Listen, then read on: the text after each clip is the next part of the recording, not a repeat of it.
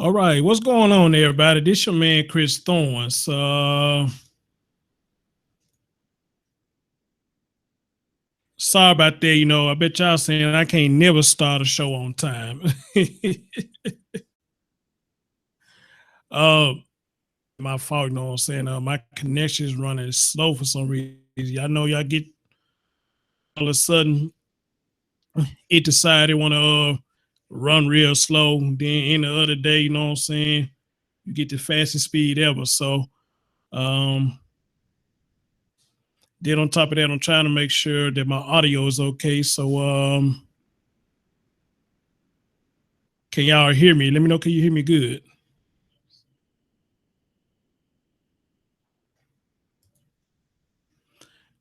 Hear me loud and clear, and I'll get it started.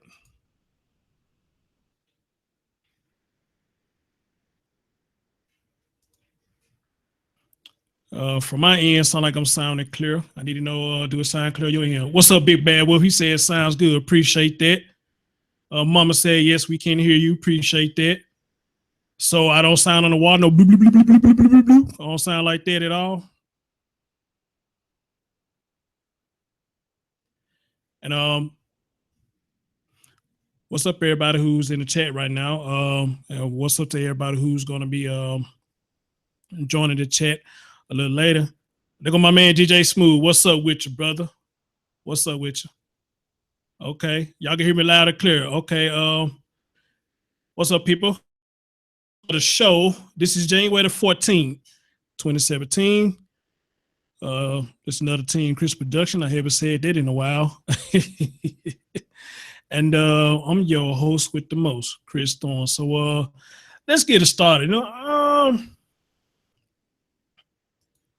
Yeah, Big Bad Wolf. I think I want to catch that game, man. So I'm not gonna hold y'all for long, because I think I actually want to catch that game myself. I really want to catch that game myself. I think this is going to be an interesting game. Okay, I'm currently getting messages. What's up, saying? What's up, saying? What's up, Clovis dear? What's up, Mama? What's up, everybody? Jesus Christ. Okay.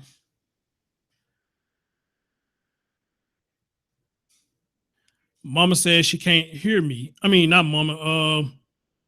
Clovis says she can't hear me. I don't know why you can't hear me, Clovis. You ain't got none on mute, do you?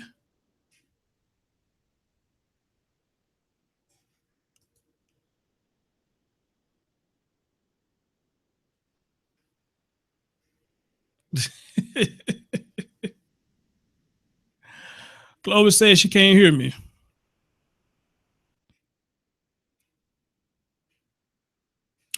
I'll tell you what I do for you, Clovis. Hold on. I'll tell you what I do for you. Since you can't hear me, I'm gonna bring a couple of y'all on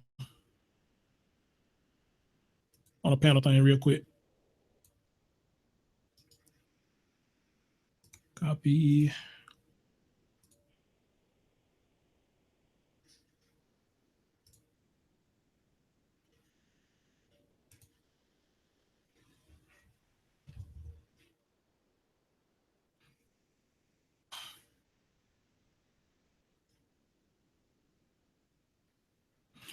Give me just a minute, y'all.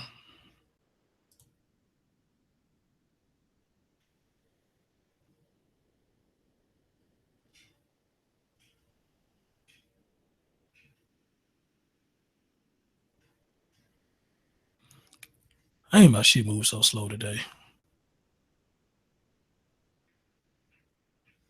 But in the meantime, hopefully everybody's enjoying their weekend so far.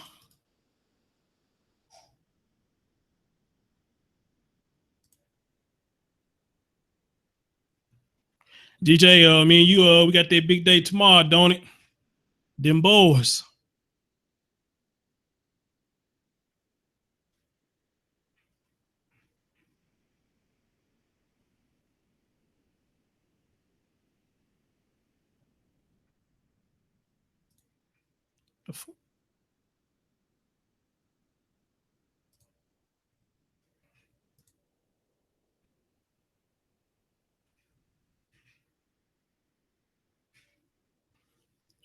Y'all gonna have to please excuse me because my shit is moving so slow today. I don't know why. I hope ain't nobody stealing my shit.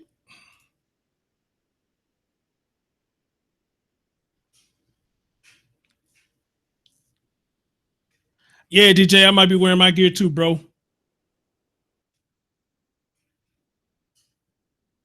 I'll be wearing my gear too, my man.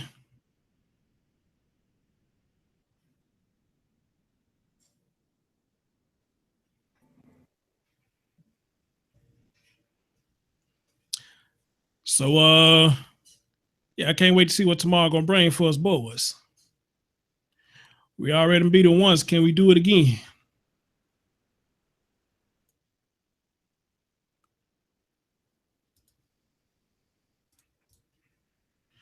Okay, look like it's picking up a little bit now. So, all right, let's see what we can do.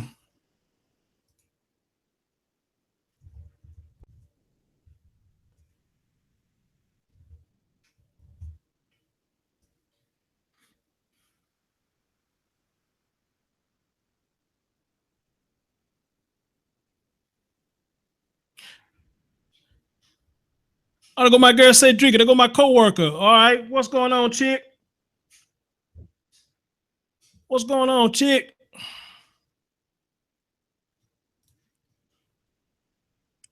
Clovis, can you hear me now? You on the panel? Can you hear me now? Yeah, I could hear you before, didn't you? Don't you read your chat, man? I was messing. That's what I was doing. That's what I. Wait a minute. Oh, my bad. Oh, I thought you were serious. Shit, you can't do that. I thought you were serious. I was messing I thought you around. were serious. Oh, okay, my fault. My fault. I'll be quiet. Go ahead. Go ahead. Okay. Okay. You got me. You got me. You got me. Now, see, a lot of times, you know what I'm saying? Y'all think I be looking at the chat, but I be looking at other stuff. I be searching other stuff. Try to check on other stuff. So a lot of times I don't know who actually be on the panel with me until I hear y'all actually talk or whatnot. But check it out. I'm do a little icebreaker real quick to get the show flowing. She said always has to be messy. Yeah, you do, because you got me good with that one. Hey, y'all, check this out. It's tax time again. This is a year that a lot of us be waiting on. You know, get them old W-2s, get about 2 or 3 of them, or however many jobs you work, and you go file your taxes, and you get the big bucks. You get the big bucks. Now, y'all know this is also a time where you ladies, where you have children by these guys, they don't do shit for their children. Here's the funny thing. They don't do shit for their children all year long. A lot of you bitch and complain. A lot of y'all don't say shit. Y'all just let it rock. Y'all let it rock. But tell me, why the motherfucker who you procreated with here, but when tax time come around, you hear this shit right here. Hey, hey, baby, you gonna let me carry Junior on the taxes? You gonna let me carry Junior on taxes this year? Wait a minute. You ain't did shit all year for your child as the father of this child. But when taxes come up, you want to come to your baby moms and talk about, can you carry Junior on your taxes? Now, to you ladies, I'm going to give you a little credit. If you do tell them you ain't carrying shit because you ain't did shit all year, hey, I will rock with you on that. I will rock with you on that because I don't think a man should use riches for shit he ain't done for his child, but then trying to collect paper for it at tax time. I rock with y'all on that. If he ain't been there, then don't let him carry shit. This is a fact. Don't let him carry shit. But now, it's a flip side to that. So let me ask y'all this. Even though he hasn't done nothing for his child the whole year, anything like that, and he comes to you talking about some can he carry Junior or whoever on his taxes. Now let's not forget that is his child too.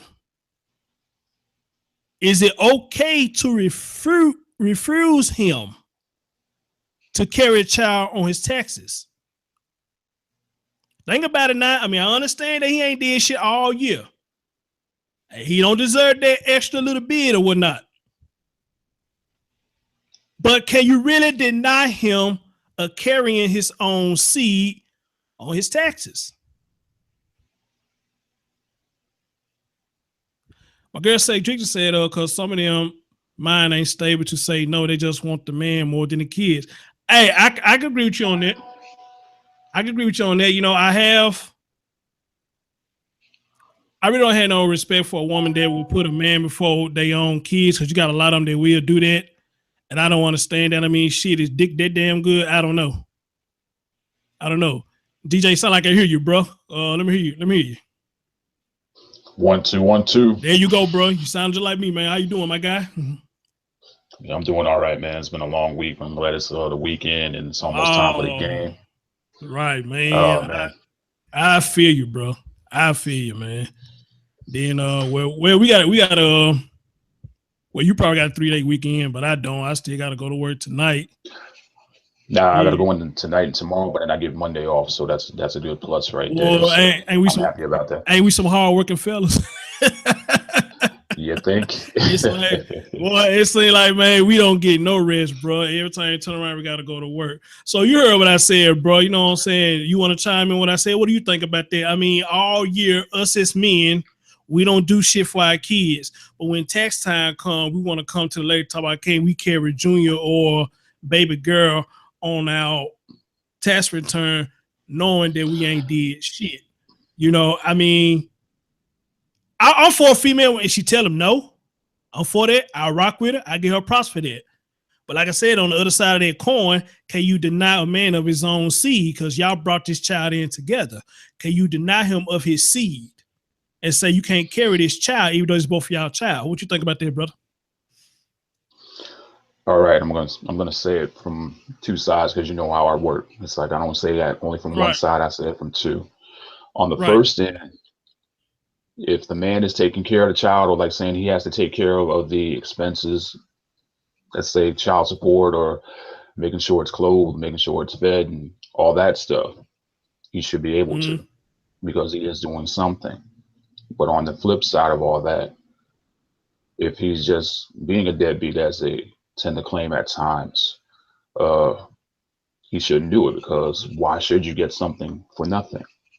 Because that's what pretty much a lot of the world tends to look at things these days now, is that they want what they want but don't want to do anything to get it, or don't want to work hard to get it. So it has to be, if you're doing something and you're trying to do the best that you can with what you got, then yes, you deserve it. But if you're not doing anything, then don't ask for it. Okay. And you know, another thing that trips me out, that if that does happen, that the man does get a chance to carry his child. Now he get all this money. Tell me why he'll go splurge his money off on everything except for go getting his own place. It's one of those cases where the mindset plays a role in all of that there. Back in the days when I had to talk, when I was 11 years old, it's like, you know, you're not sure on how to handle it, or like understand what they're trying to tell you, because you're so young. But then once the age comes around to where you begin to see and begin to experience everything, then that's when the words should come back to you and then play the part to where you can apply it. Now, depending on if they had a 2-parent household, does make a difference, because you can be steered in the right direction or you could be steered in the wrong direction, depending on if someone is letting you know from the jump. But at the same time, you still have to make a decision later on, because everybody's not going to be there for when that decision time comes. And that you're saying something about splurging on the wrong things and not getting a house, but yet, you know, you have the latest Jordans, or you're waiting in line at Foot Locker for like 5 to 10 hours just to get a $300 pair of shoes.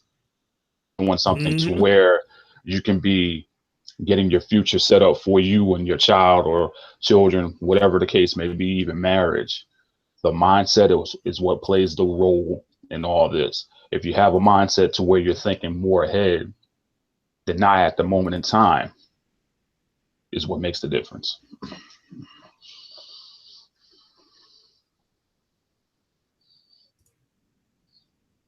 What was the last part, bro? You were breaking up a little bit. What was that last part? Okay. What I was saying is that if your mindset is geared towards where you're more preparing towards the future instead of thinking about what's happening right now, and like staying in the now is what's going to determine the difference on what you're going to do. Right, right. And I think that's sad that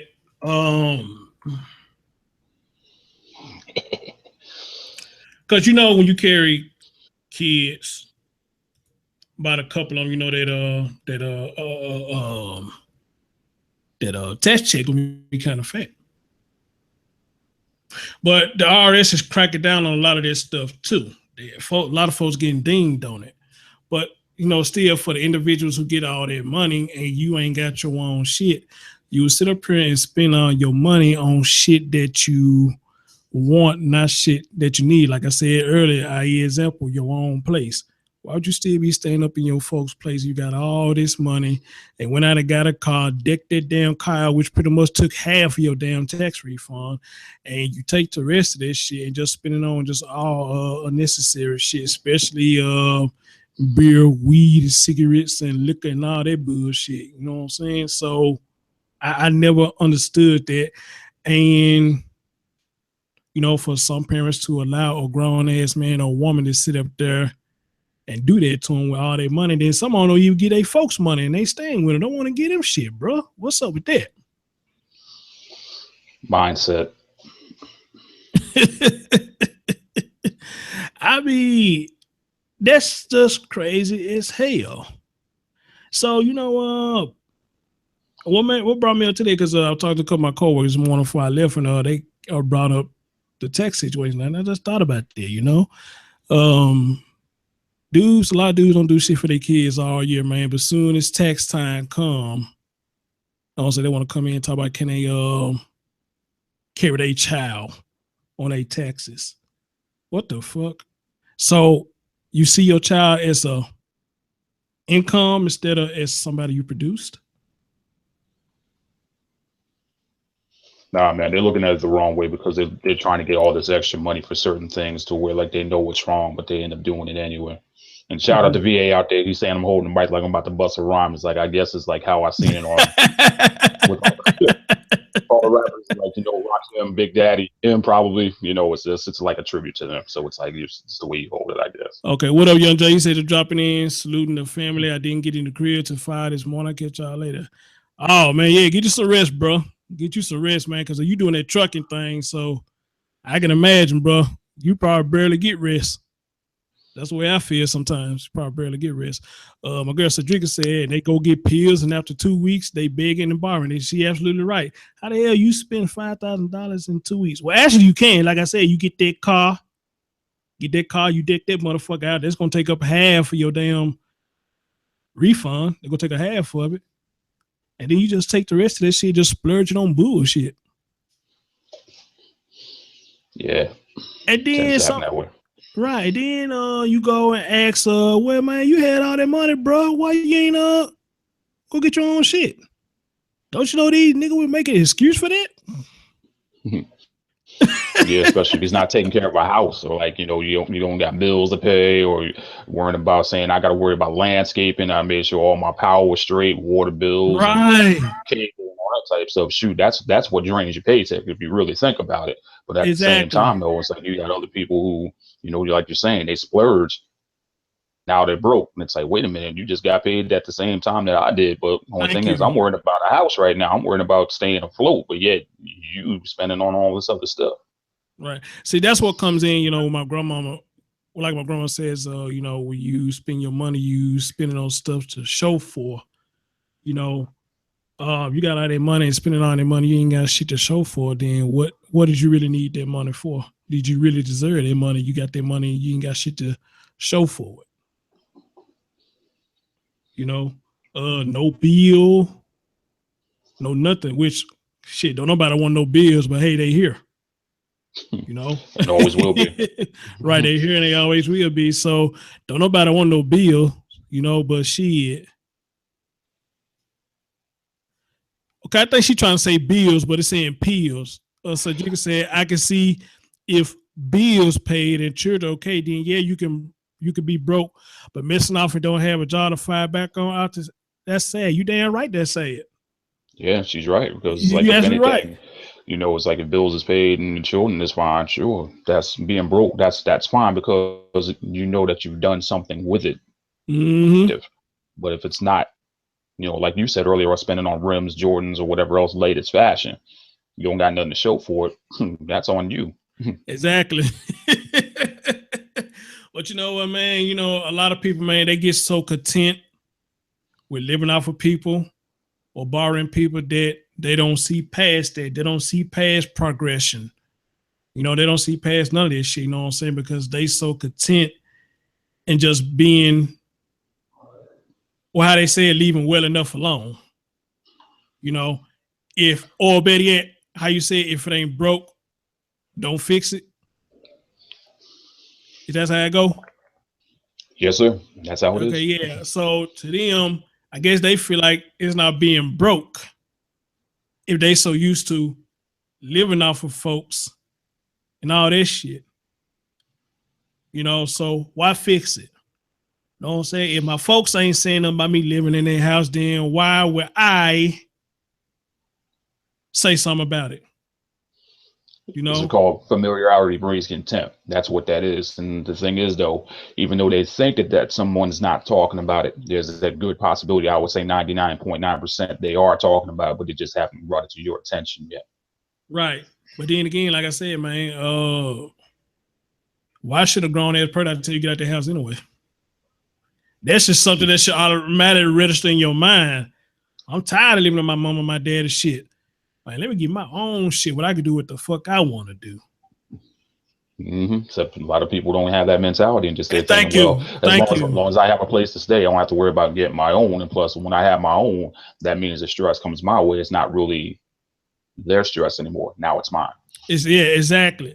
And a lot of these moms, man, and these dads scared to keep their kids out, man. Fuck that shit. Fuck that. My mama didn't give a damn. She didn't give a damn. She didn't give a damn. She told me when I was 23, she told when I was 23 years old, 24 years old, it's your last year here. I like, well, shit, you know. Hey, you ain't saying no but a word. I could do one even better. I can get out this motherfucker right now. Yeah, like Robin had. Gotta go. gotta go. Right, exactly. Shit. So, like I said, man, you know, so like I said, I really don't have no beef if a woman tell her, man, he can't carry a child with tax time. So why, if you ain't did shit for your child this whole time, you want to carry your child for a fucking profit? Nah, fuck you, dog. You ain't shit. You know what I'm saying? You ain't shit. You know what I'm saying? And if a female doing that too, she ain't shit either. You know what I'm saying? Your child is not a fucking profit. A child is a part of you. You're supposed to raise that child, teach her teach them better than the way we live. You know? Don't teach them how to be ratchet. Don't teach her how to follow gang members. Don't teach her how to throw up gang signs or how to have sex with every man or woman that you see. Because like I said, bro, I'm pretty much sure you can agree, man. No, dog, we are failing the children in this era, man. We are failing. Yeah, but at the same time, it's more like we're failing them, but at the same time, it's like we have to at least give them the tools to where that they can think for themselves, because we don't know it all, like we all have talked about in times past. Exactly. We have to give them the tools first and then let them see it for themselves, and then that way they can make the decisions on their own. Now, in this case, if they just let them run amok and run wild or whatever else like that, then there's the possibility that the failure is going to come from the community, because it's not just their fault, but it's everybody's fault. Right. Because, you know, like we always talk about, bro. We said this in a couple of shows. Whatever happened to that little moral statue that it takes a village to raise a child? We don't go by that no more. So I don't know what happened. Yeah, I don't know what happened to the village. That motherfucker. Those done packed up and left. That's what it was. The village is gone. And if you do try to play that role as one of the village people, then you get cussed out for trying to say, I don't got time to watch your kids. Exactly. You can't go back and tell these folks, man, your kids did it, because they would cuss your ass out. And I'm just trying to, help you make sure your child's safe, because obviously you're not doing it. Yeah, because I was talking with a friend of mine last night that's going through the same exact problem, to where like she was asked to move in and help out with some children and I guess expenses, or like to help her. But yet the kids is doing all this crazy stuff, and that when she like lets them know about it, they make it seem like she's lying, and the kids try to make it seem like she's lying. But that's like, it's like, that's not your problem though, because truth will come out one way or another. But the thing is to keep your sanity and do what it is that you got to do, so that you can get on your way, and that way you don't have to deal with all that stress and all that chaos and disorder. Yeah, that's facts, bro. That's facts. So yeah, man. Like I said, they was talking about that and kind of brought that to my attention. I like, what I'm saying, that's something to talk about right there. Why do we allow that to happen? But like I said, man, we could preach that all day, dude. But is it really going to change anything? If it is, it ain't going to happen no time soon. No, but that's definitely a subject for another day, man. But we got to get to this topic right here, because you're talking about the Kinsey syndrome. It's like, I remember that name, but I don't know too much about it. Plus, there was a movie out. Yeah, it was. I mean? So it's like, we gotta talk about that. Yeah, I just sent the link to Mama Linus, because she the one brought the topic to me about the Kinsey syndrome. And dude, I couldn't finish that documentary because a lot of stuff that was being said and that was just too foul and disgusting. Yeah. Well, and it was about this guy named Alfred Kinsey. And for what the documentary says, man, this dude, I guess he had some called sexologist. He was studied the human anatomy of sex. He had two books, The Sexual Behavior of a Male and The Sexual Behavior of a Female, which is also called the Kinsey Reports. And these two books was a controversy, I guess, because some of the shit he was saying up in there. And if Mama Linus on here, she can go into more depth about that, whatever the case may be. And I see she's on here. Hey, Mama, how you doing? I'm good. How are you? I'm doing fine. Thank you. Hey, Mama. Thank you. So I'm getting into the basics of it, man, because I got a little article that's pulled up right here. So the basis of this is, he was known as the father of sexual revolution. They say if you ever had taken a university course in the 20th century history, you have heard his name, Alfred Kinsey. He was not only the father of sexual revolution, he set the stage for the massive social and cultural upheaval of the 60s, 70s, and 80s within his 1948 Sexual Behavior in the Human Male and his 1953 Sexual Behavior in the Human Female.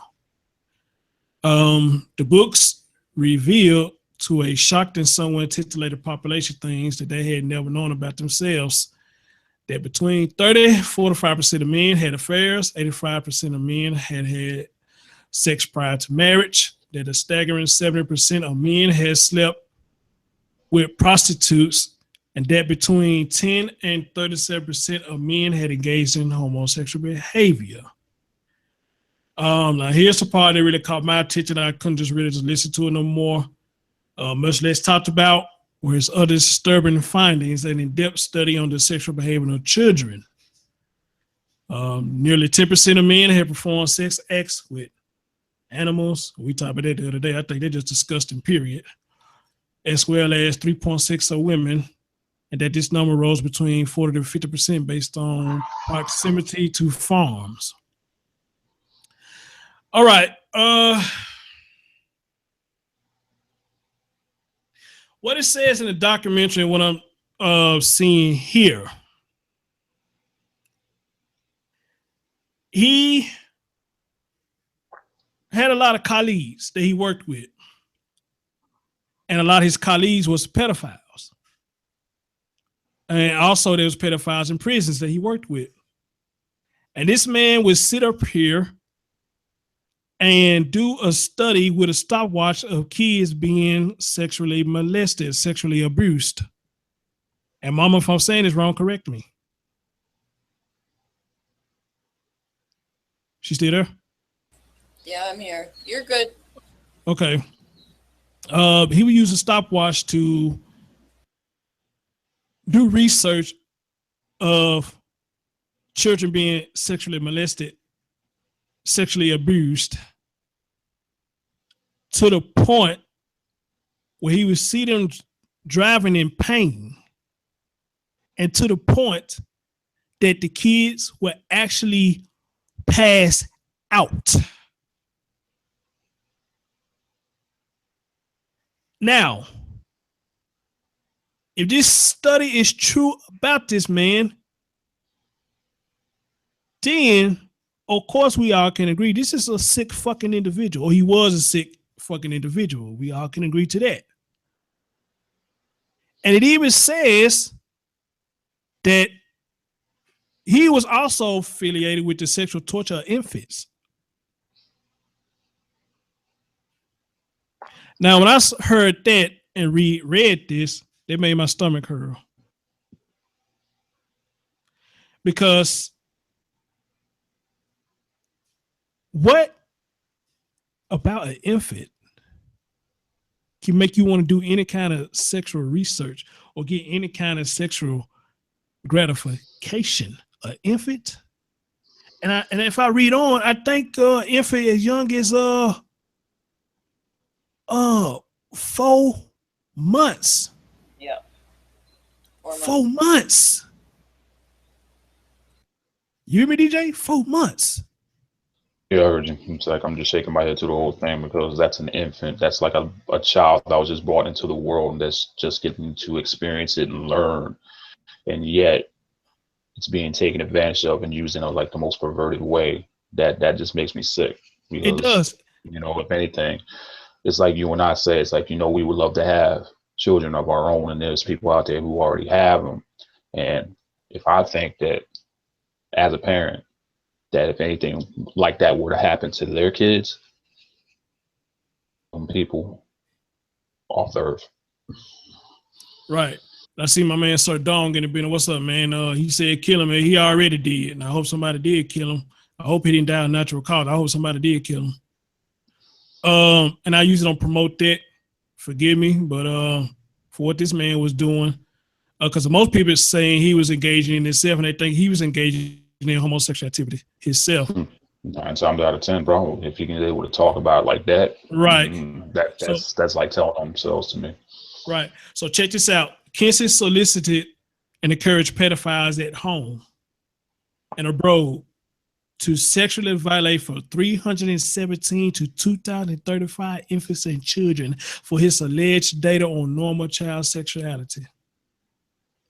Many other crimes against children, oral and anal sodomy, genital intercourse, and manual abuse was committed for Kinsey's research and was quantified in his own graphs and charts. Oh, I take it back. The infant was as young as 5 months, which still don't make it no better. It makes no better. 24 consecutive hours for alleged 26 orgasms. Children, fucking infants. Now, a lot of people probably don't know about this man because for what it says at the beginning of this article, if you took a study course or whatnot in a university, some university probably brought this up, and some probably didn't bring this up. Like I said, Mama brought this to me. She said, "Hey, this is something you may want to talk about," because I guess she hear me when I talk about kids a lot, and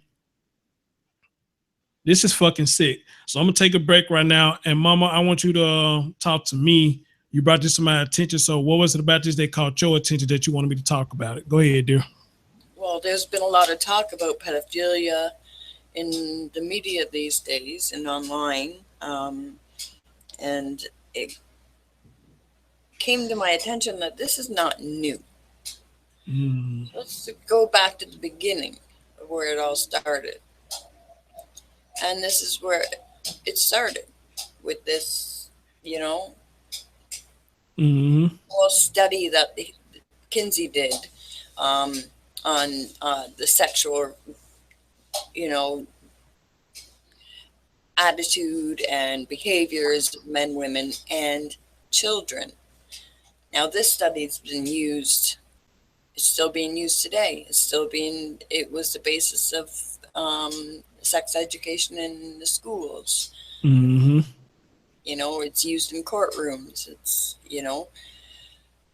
And what breaks my heart is that the pedophilias of today are still using Kinsey's reports to justify their actions.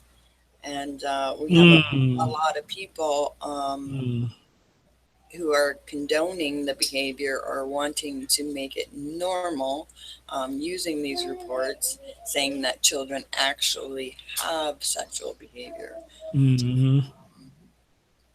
Like they do, he justified the screaming and the pain and the passing out and the seizures and everything as children actually having orgasms.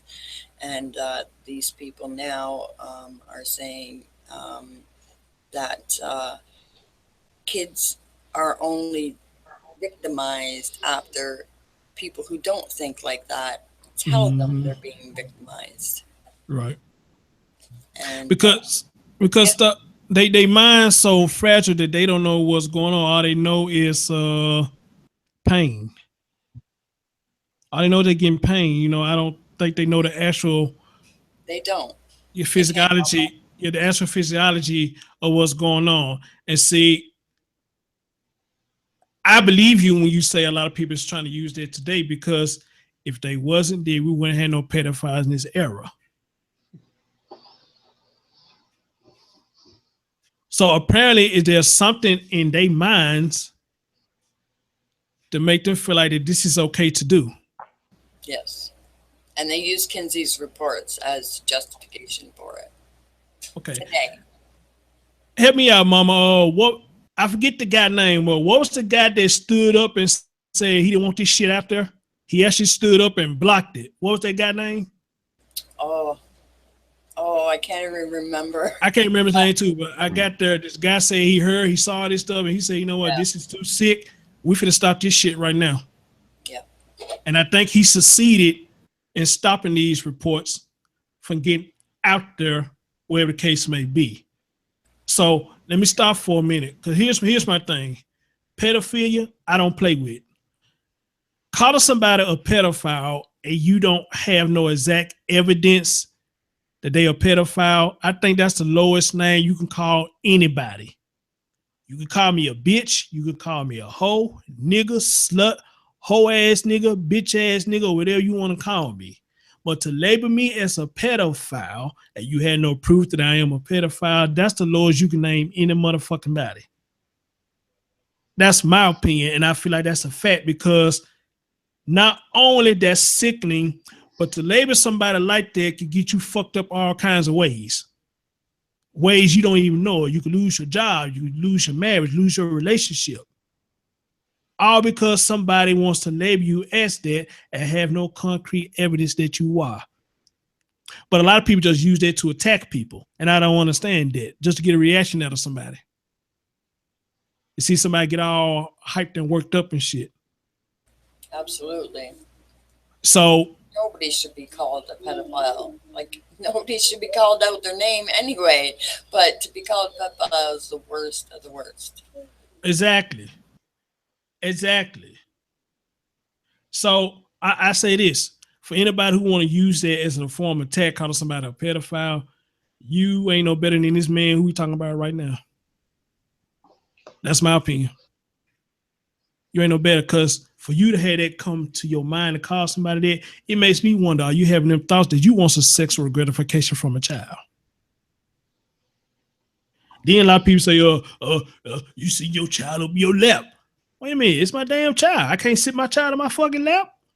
What's the law against that?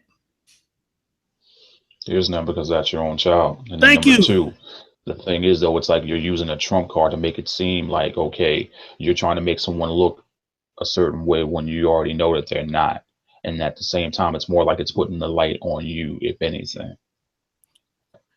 Right. But you attack another man, and out of respect, I'm not going to say his name on the show because I don't have his permission to use his name. So out of respect, I'm not going to use his name. But y'all would say this about this man. Even had the police calling him, talking about he molested his own fucking daughter. How sick can you be to do some shit like that, bro? And not just him, anybody. Misery loves company. That's the only thing you can think about on that situation. Facts. Misery loves company. If Facts. you're not happy, you want to make someone else unhappy. If someone else is happy, or should I say, if they're unhappy, they want you to be unhappy. That's all I made out of that. Exactly. Preach. Go ahead, mama. You finna say something else before I start saying that? Go ahead, dear. Well, when we look at this situation from a victim's point of view, we have a lot. We, as in I can only speak for myself. All right. Being a victim of pedophilia, what we go through mentally is one of the most excruciating things that I mean, I can't even tell you. I really thought I was born to be this. I thought I was born to please men. That's how bad I got. Wow. I didn't have my own personality. I didn't have a sense of self. When this stuff comes out, and all these years I've been, just not talking about it, just dealing with it, And when I finally decided that I'm going to deal with it, I felt like talking about it is probably the best thing. Now, as an adult and a parent, I became really overprotective of my girls. There would never be a man sleeping at my house. My kids would never be in the care and control of any man. I had really, really, I was really overprotective, and but in my mind, I couldn't trust anybody. Let me ask you this, mama, because usually when stuff like this happens, it happens from your own family members. Was it one of your family members? Several. Facts. Because I've been in this situation too. I had a cousin, I don't know if I should say rest in peace, but I had a cousin that was doing me like that. Probably was like 3 or 4, something like that. But he was doing it to me and another person that grew up with me. We thought he was just playing, but as we grow older and we start to understand the thing about people putting their hands in places that I'm trying not to say it so vocal, let me just say putting their hands in places where they know they're not supposed to, and you as a child, especially that's not your child. Then we knew, damn, you get a flashback. This is what this dude was doing. This is what he was doing. And you will hear something like, well, if anybody asked you, just say we were playing. And we would say that because we actually thought that they was doing was playing. They was playing. But to grow older and to understand that this is what somebody was doing to you, man, it makes you heard too, like, what the fuck, So that's why I asked you, mama, when you said that, was it somebody from your family? Because it was somebody from mine too. Yeah. And that's where you should start from, somebody in your family. Start for somebody in your family. Sir Don said, you carry your trauma with you everywhere, every day. Hey, I agree with you, bro. Yeah. That's always gonna stick with you until you die. Right. I mean, I that's agree never with you. gonna go away. You can pass it on to your children, that trauma. And that generational trauma causes rifts in within your own family. You know, being overprotective of my girls, not being able to show them that back and forth. I guess you call it like just normal everyday hugs, kisses, you know what I mean? Those stuff. I couldn't teach that to them of what that looks like because I was so afraid of men that I couldn't teach them what that looks like, that normal, you know, behavior between men and women. I couldn't do that. You know, so it is generational. They have to learn that on their own. And it hurts me now. I know my girls are strong, but I can see that, you know, they're not going to have the same relationships or build the same relationships as what would normally happen because I couldn't provide that for them, you know. So that Can I ask you a question? Yeah, sure. Is it possible that you have spoken with them about this, what happened to Yeah, you, I or was just you know, finishing the same thing. to help them understand why that you're that way to her, and I mean Yes. to them, and then that way, you know, I know they probably would Absolutely. be And hurt and upset. You my know, oldest daughter actually picked up on it really early. She's only 25 now, but she caught up. She caught on to why this was happening to her, why she was struggling with her relationships, why she was struggling with normal embracing and of normal sexual behavior and stuff like that. She caught on to it really quick. So I mean, we've always had a really open relationship, so those things were easily talked about. Um, so yeah, I mean, just amazing relationship between me and her on this. Now, my other girls, I mean, my middle daughter is doing her last year at Christian college, so her whole idea is completely different than my oldest daughter. They've all gone their own separate ways, but they all have a good basis to form from. So Well, I'm gonna say this to you, dear. Salute to you, because I know it's kind of hard to try to teach your children. But DJ asked you a question. I was going to ask you because even though it's hard to try to teach them, that you got to find some kind of way to teach them about stuff like that. Because how can I put it? One of them things where you teach your kids, you know what I'm saying, don't go to strangers, don't talk to strangers, don't leave with strangers. I don't care if they say they know me or not. Do not leave with them or do not talk to them.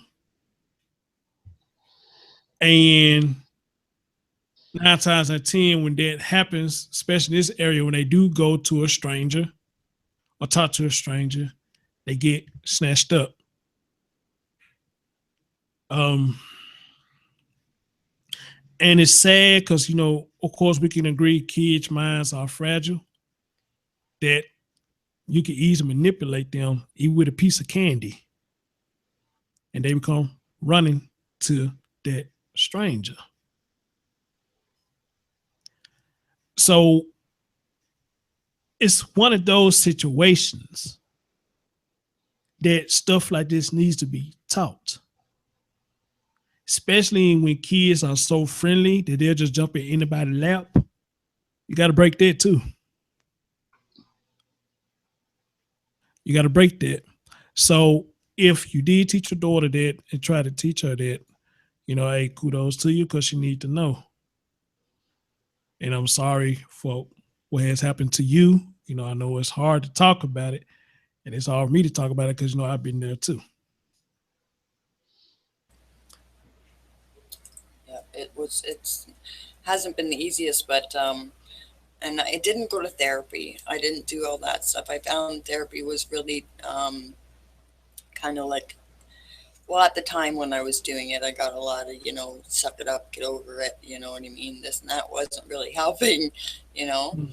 I already done sucked it up. I already been dealing with it, you know. How do I express it outwardly where, you know, I'm able to talk about it. That's what I needed help with. Well, that wasn't forthcoming. So I had to figure that out on my own. And it Okay. took a lot of soul searching. DJ, now you heard what she just said. Let me get your opinion, bro. Now she said people was telling her to get over it. How the fuck can you fix your mouth, tell somebody to get over some shit like that? It's very simple. It's that people are very selfish in their ways and in their nature. And that for them to tell mama to get over it, it's not that bad. You're going to be all right.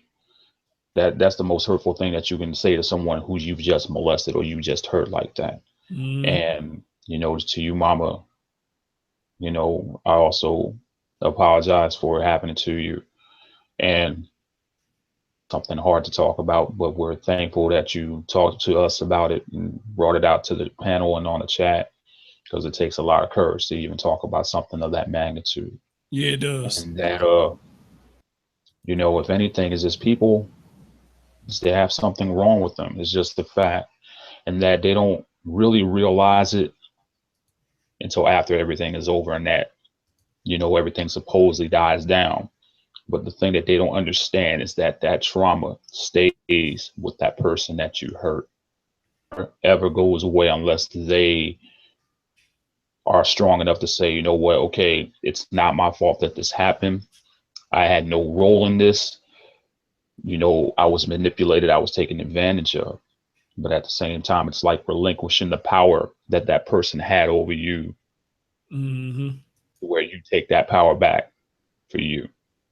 And that I'm glad that she did tell her daughter or daughters that, you know, this happened, I'm this way.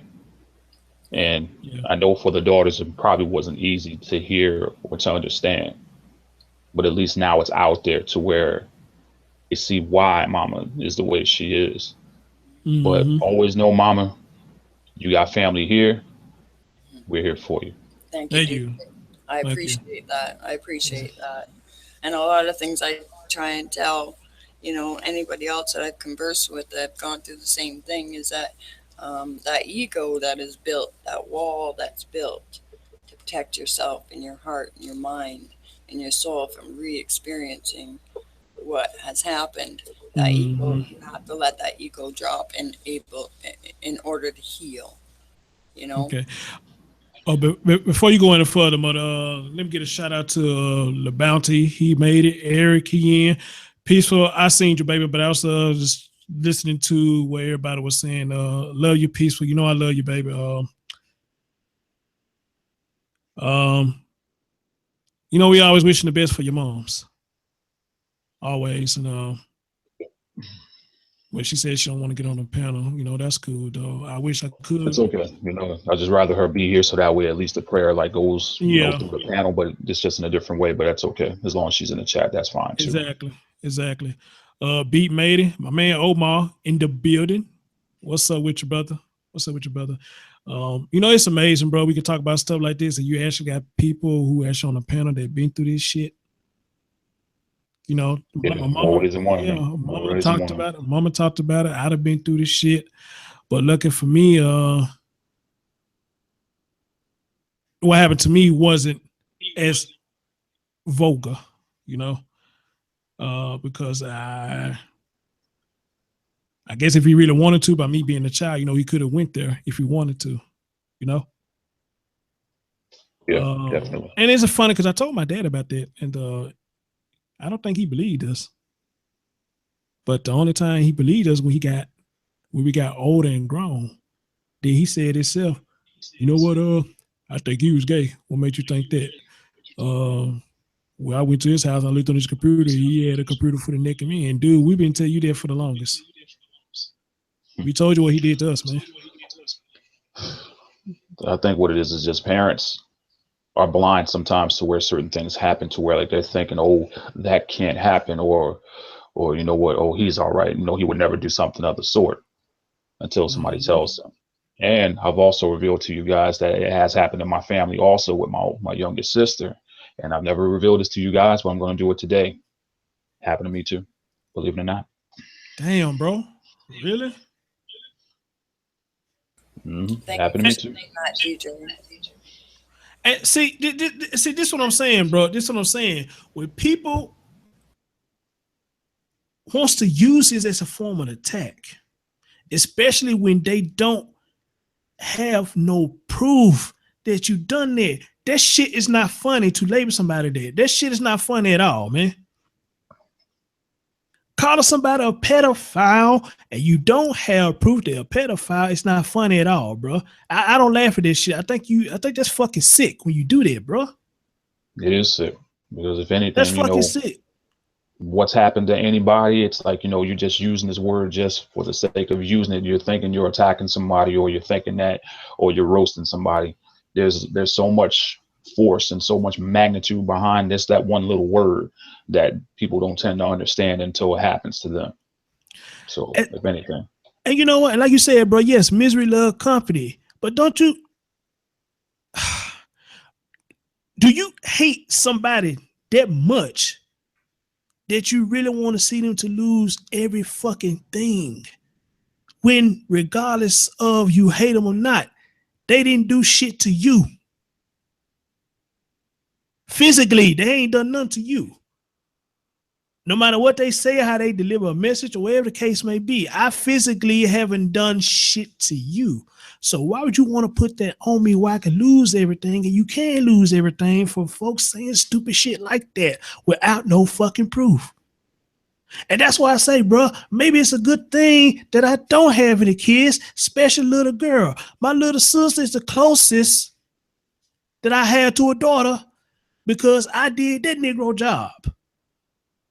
Yeah, exactly. I mean, believe it or not, it's like I have nieces and nephews who they used to come to me to be, come to uncle, about certain things. And like even to this day right now, where one of my nieces who's here right now, she's getting ready to have her first child. She comes to me about everything. And it's more like her dad is there, but it's just they have an estranged relationship to an extent. But it's like you're saying, it's like, for me, not having daughters right now, because with the way that the world is working right now, man, it's like you'd be ready to kill somebody if they touch them in the wrong way. You're like right. Either one of our kids in that wrong way. Yes. My sister, one year, I don't remember what year this was. My sister came to my mom and said somebody had raped her. Now, when I heard that, I'm furious. I'm furious. Somebody touched my sister, raping her, and she telling my mama that. So I'm hot. Mm. But it was a relief because she didn't understand at that time what the term rape was. She thought rape was verbally and physically. Well, I guess in a sense it is, because you can make a threat that you're going to rape somebody, and they can be taken seriously. And to do the actual physical, you know what I'm trying to say. The physical aspect of it. Yeah. And to do the physical aspect of it is even worse. But come to relief that she had got a misunderstanding of it, and that somebody was saying something highly sexual to her. And some reason she got that as a sign of rape. So that was a release. So my mom had to teach her, saying stuff, it's not actually rape, So don't go around saying that somebody actually raped you and they really didn't, but now if they threaten you with it, then that's another thing too, So you need to tell the first adult that you see, especially a police, if somebody's threatened to rape you or have touched you in any manner way. So that was a relief on their part. Well, Real talk, man. That was a relief. I can tell you, when I had heard people were trying to keep this from me, I was about, I guess, 18 or something. I heard that somebody done this to my little sister. The mind frame I was in, I took a knife and went to this man's house. That is the mind frame we get in, protective mode. It ain't never going to happen to anybody else. That's the. Hold on, Mom. Hold on. Let me address something real quick. Beat, dude. DJ already told you I haven't dropped the link yet, man. I only gave the link to certain people, so why do you keep asking for it? I'm gonna drop the link, bro. Just give us a minute. Yeah, real quick though, it's like, you know, no shout out to everybody that's coming into the chat room right now. Be patient, because right now this is a serious topic that people are talking about and people are expressing themselves. We understand that you would like to come on to the panel, but we need you to be patient or get out, because just because you want to get on, don't try to force yourself on. This is a chat room where everybody needs to like get out what they need to. It may take a little longer to do. It may take a little less to do, but please respect those who are trying to do so, because if it has not happened to you, you do not know or understand what we've went through. So please be patient. Thank you very much. Please do, bro. Be patient. Be patient. You know what?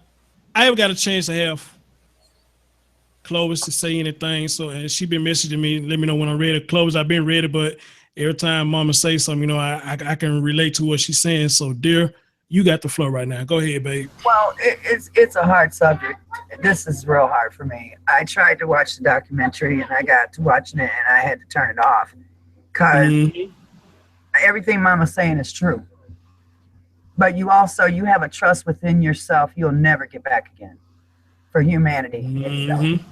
And what happens is, when it happens to you, I lost my whole world at 8 years old. My whole world, okay, when it happened to me. And then when I grew up, I hid it for years. It happened on Christmas Eve. And I hid it for years, and I wouldn't even celebrate it. It tore up my world because I wouldn't even celebrate it Christmas on Christmas. I would always wait till the first weekend of January. Never told the kids why. I made up a lie. I lived a lie for years. I told my family it's because my dad died on the 21st. We buried him on the 25th. And that was a lie. And then my daughter-in-law called me crying about her and how she didn't think her husband understood. And I kept telling her, I understand. She says, how could you understand? How could you? And it was 2 a.m. I was tired, and I blurted it out. And that's the only reason why it came out. And then when you have something so special to you, it happened to, it's like the blind leading the blind.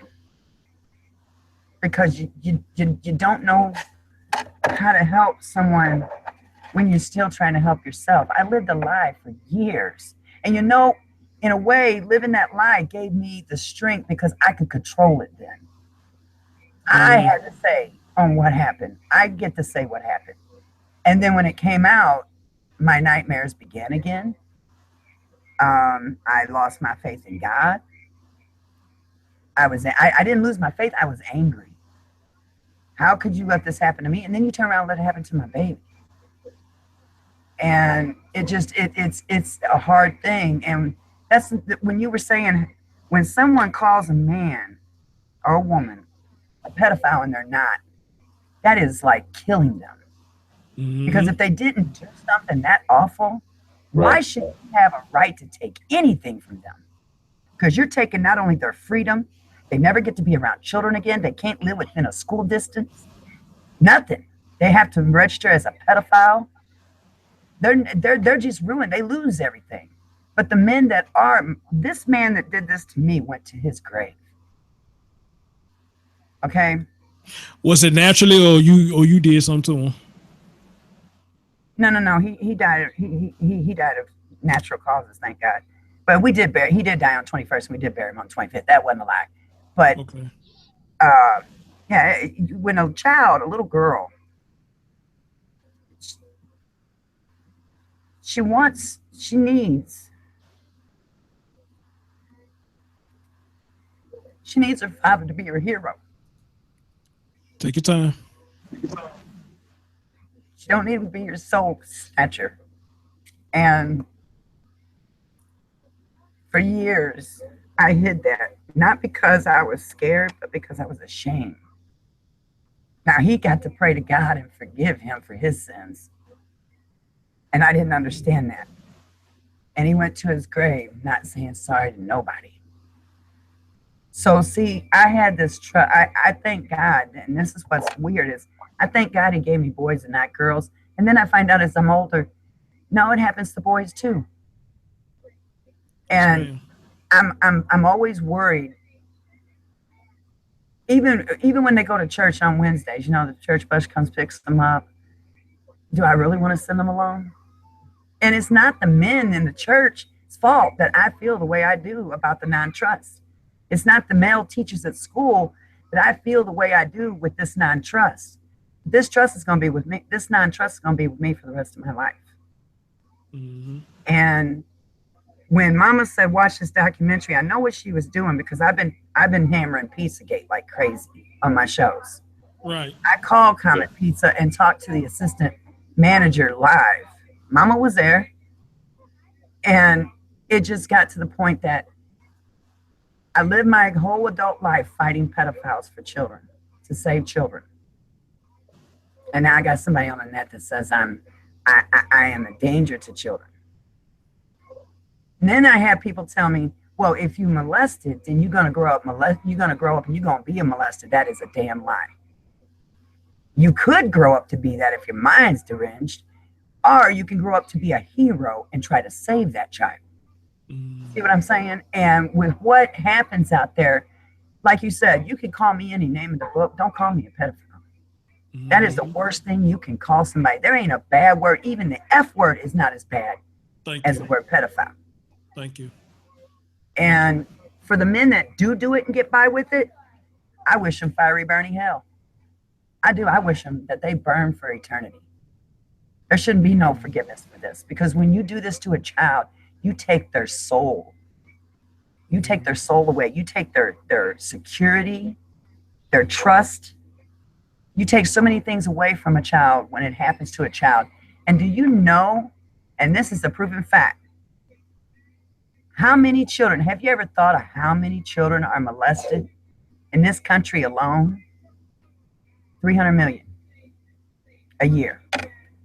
300 million a year. And the ones that grow up that do, and they call, and our government wants to call surviving it. Survive it. We never survive. Mm-hmm. We're alive. We eat, we walk, we talk, but we don't never survive it. Because if we survived it, then there wouldn't be, all these emotions that we had to live with. There wouldn't be this non-trust. This wouldn't be, I had a hard time trusting the man I married. It's not their fault. But it just, and then when I finally came out with it, my husband, he's like, oh, honey, I didn't know. And he tried to hug me, and I screamed at him and said, don't touch a woman that just told you this. And he was like, whoa, I'm trying to comfort. And it's like, he didn't understand. And I've been married, I'm going to be honest, I've been married 3 times, and he's the first husband who knew this. I hid that. And my children figured, okay, January's fine. She gets a little more time to shop. They never thought about it. And then I had to sit down and tell my children. And do you know that my son has moved away with another woman, and the woman, his baby mama that has 2 of my grandbabies, I went over there to meet her, and she had her boyfriend there, and all I could do was stare at that man. You want to know what I said to him? I don't care about you two, you grown-ass people. I don't care what you do in your relationship. Do you see these babies? And I looked at him because I noticed he was looking at the kids a lot. I said, anything happens to these babies, I'll kill you. He giggled and looked at her, and he goes, yeah. And she goes, no, she's serious. She'll kill you. And so I said, these babies are my life. So see, the trust will never, ever be there. You're always going to be wondering or thinking, and when someone told me to put it in God's hands, when I heard about my little baby here, I banged my fist on the counter and said, where the hell was your God when this was happening to her? Where the hell was your God when she was crying for help? So you see, this is the anchor that you're going to live. And Chris, it's just now been 5 years that I've told that it's been out, and I'm still, I didn't get any therapy. I didn't go get therapy. I didn't go through counseling. Because if you want the truth about it, it's not going to help you to sit there and talk to a bunch of strangers about what happened to you. That's it's true. within you how you're going to fix it. And Mama, she's been a stone for me. I mean, this woman I love her to death. And for her to sit here, it takes a lot for us women to sit on this panel, and a lot for DJ too. Admit this happened. You know, because it's a hard subject, and I was sitting over here in tears and trying to choke it down, and it's people don't understand that they went through it. They don't understand it. It's foreign to them. It's like a new language to them. They don't know it. Right. I agree. A lot of times you can't tell people about it because you're not sure that they'll understand, or you end up being ashamed for it. Right. Yep. That is so true, because shame was part of the process. Yep. When you were younger, and you try to tell somebody, they shame you, or they would shut you up, or you know what I mean. Shame was totally part of the process. So we learned to not talk about it. That's right. And as we've grown, we realize that this is not isolated, that this has happened to more families than anybody would like to admit. And most of the time it's through family members or close to the family. Yes. Yes, indeed. Like my man Labanta said, he said he don't even trust his son in church. And his son is 8 years old. And you know what, bro? And I'm sorry to say, it happens there too. Yeah. So it happens there too. Swept under the rug a lot. Yeah, when it's dealing with church, for some reason they want to sweep it under the rug when it's dealing with church. And I think that's where it needs to be exposed the most, in the house of the so-called Lord.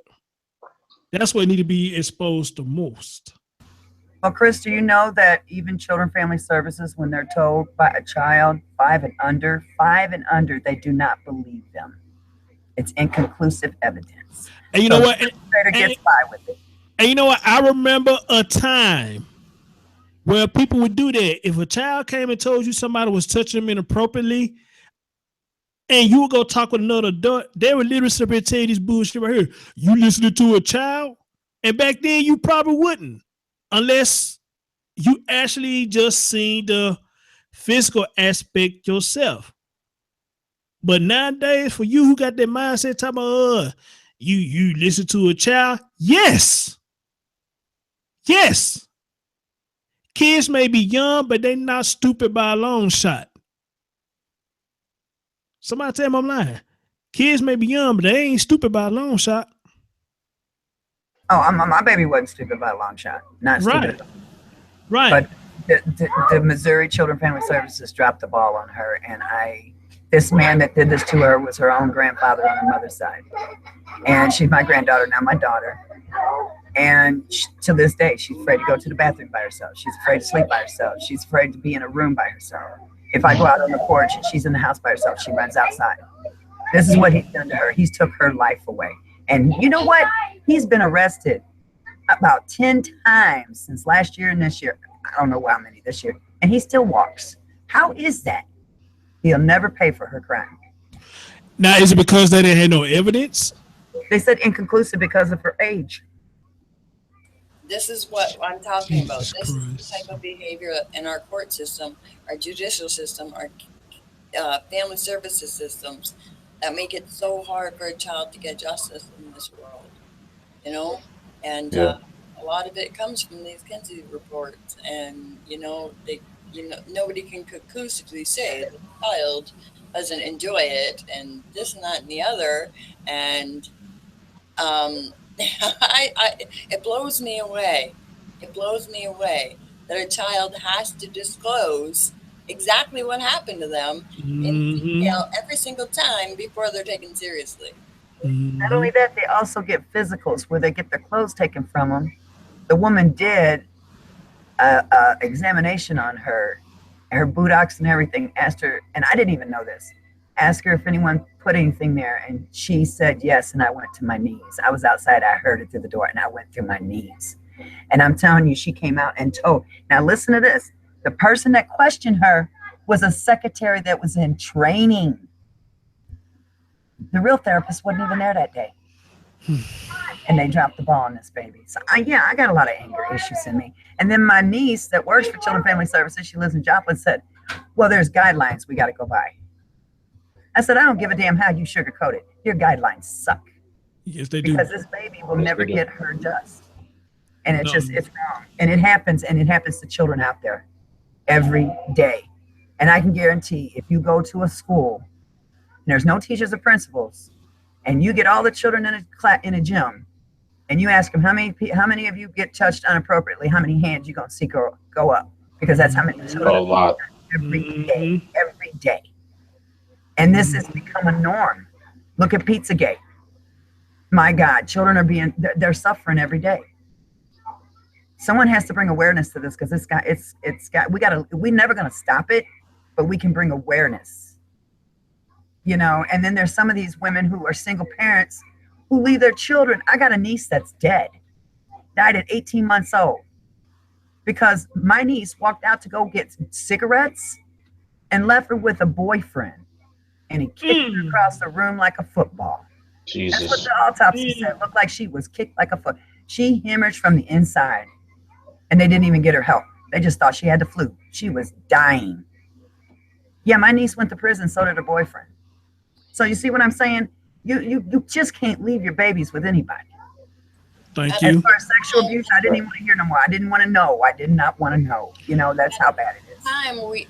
While we're talking about it, we have to teach our children to build healthy relationships. And that's hard for somebody who's a victim. You know, we're so defensive in a lot of situations, you know. Yeah. You know, we're overly cautious, so we kind of got to put something in there and say, well, you got to watch for this. We don't want to make people and children fearful of the opposite sex, but you know, at the same time, we want to build that knowledge. So when I see things on TV and, you know, things that might scare kids about, you know, stranger danger and all that stuff, at the same time, we have to be giving them the information of building healthy relationships. Exactly. I agree.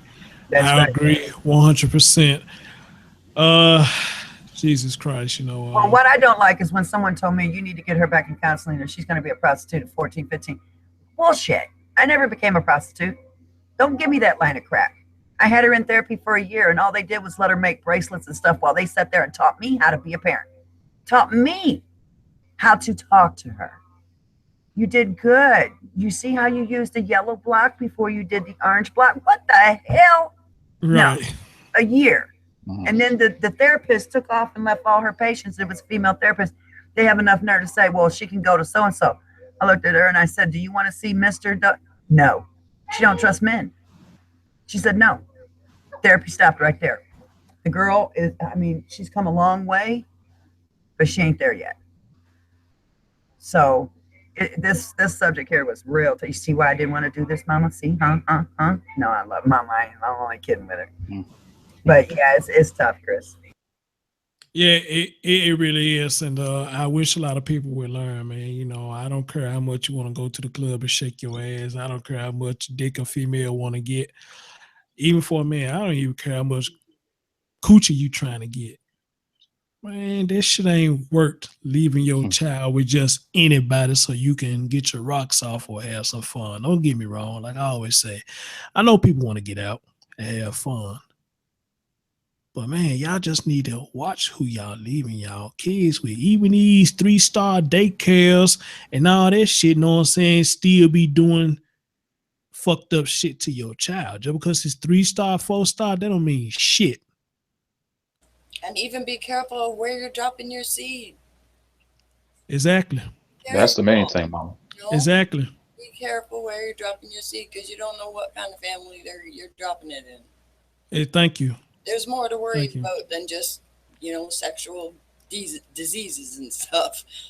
And that is sad that a kid at a young age will have a fucking STD because some sick motherfucker out here trying to penetrate him. But I'm still stuck on this infant shit. What the hell? Now, see, you got someone in your chat room that says she works with children's services.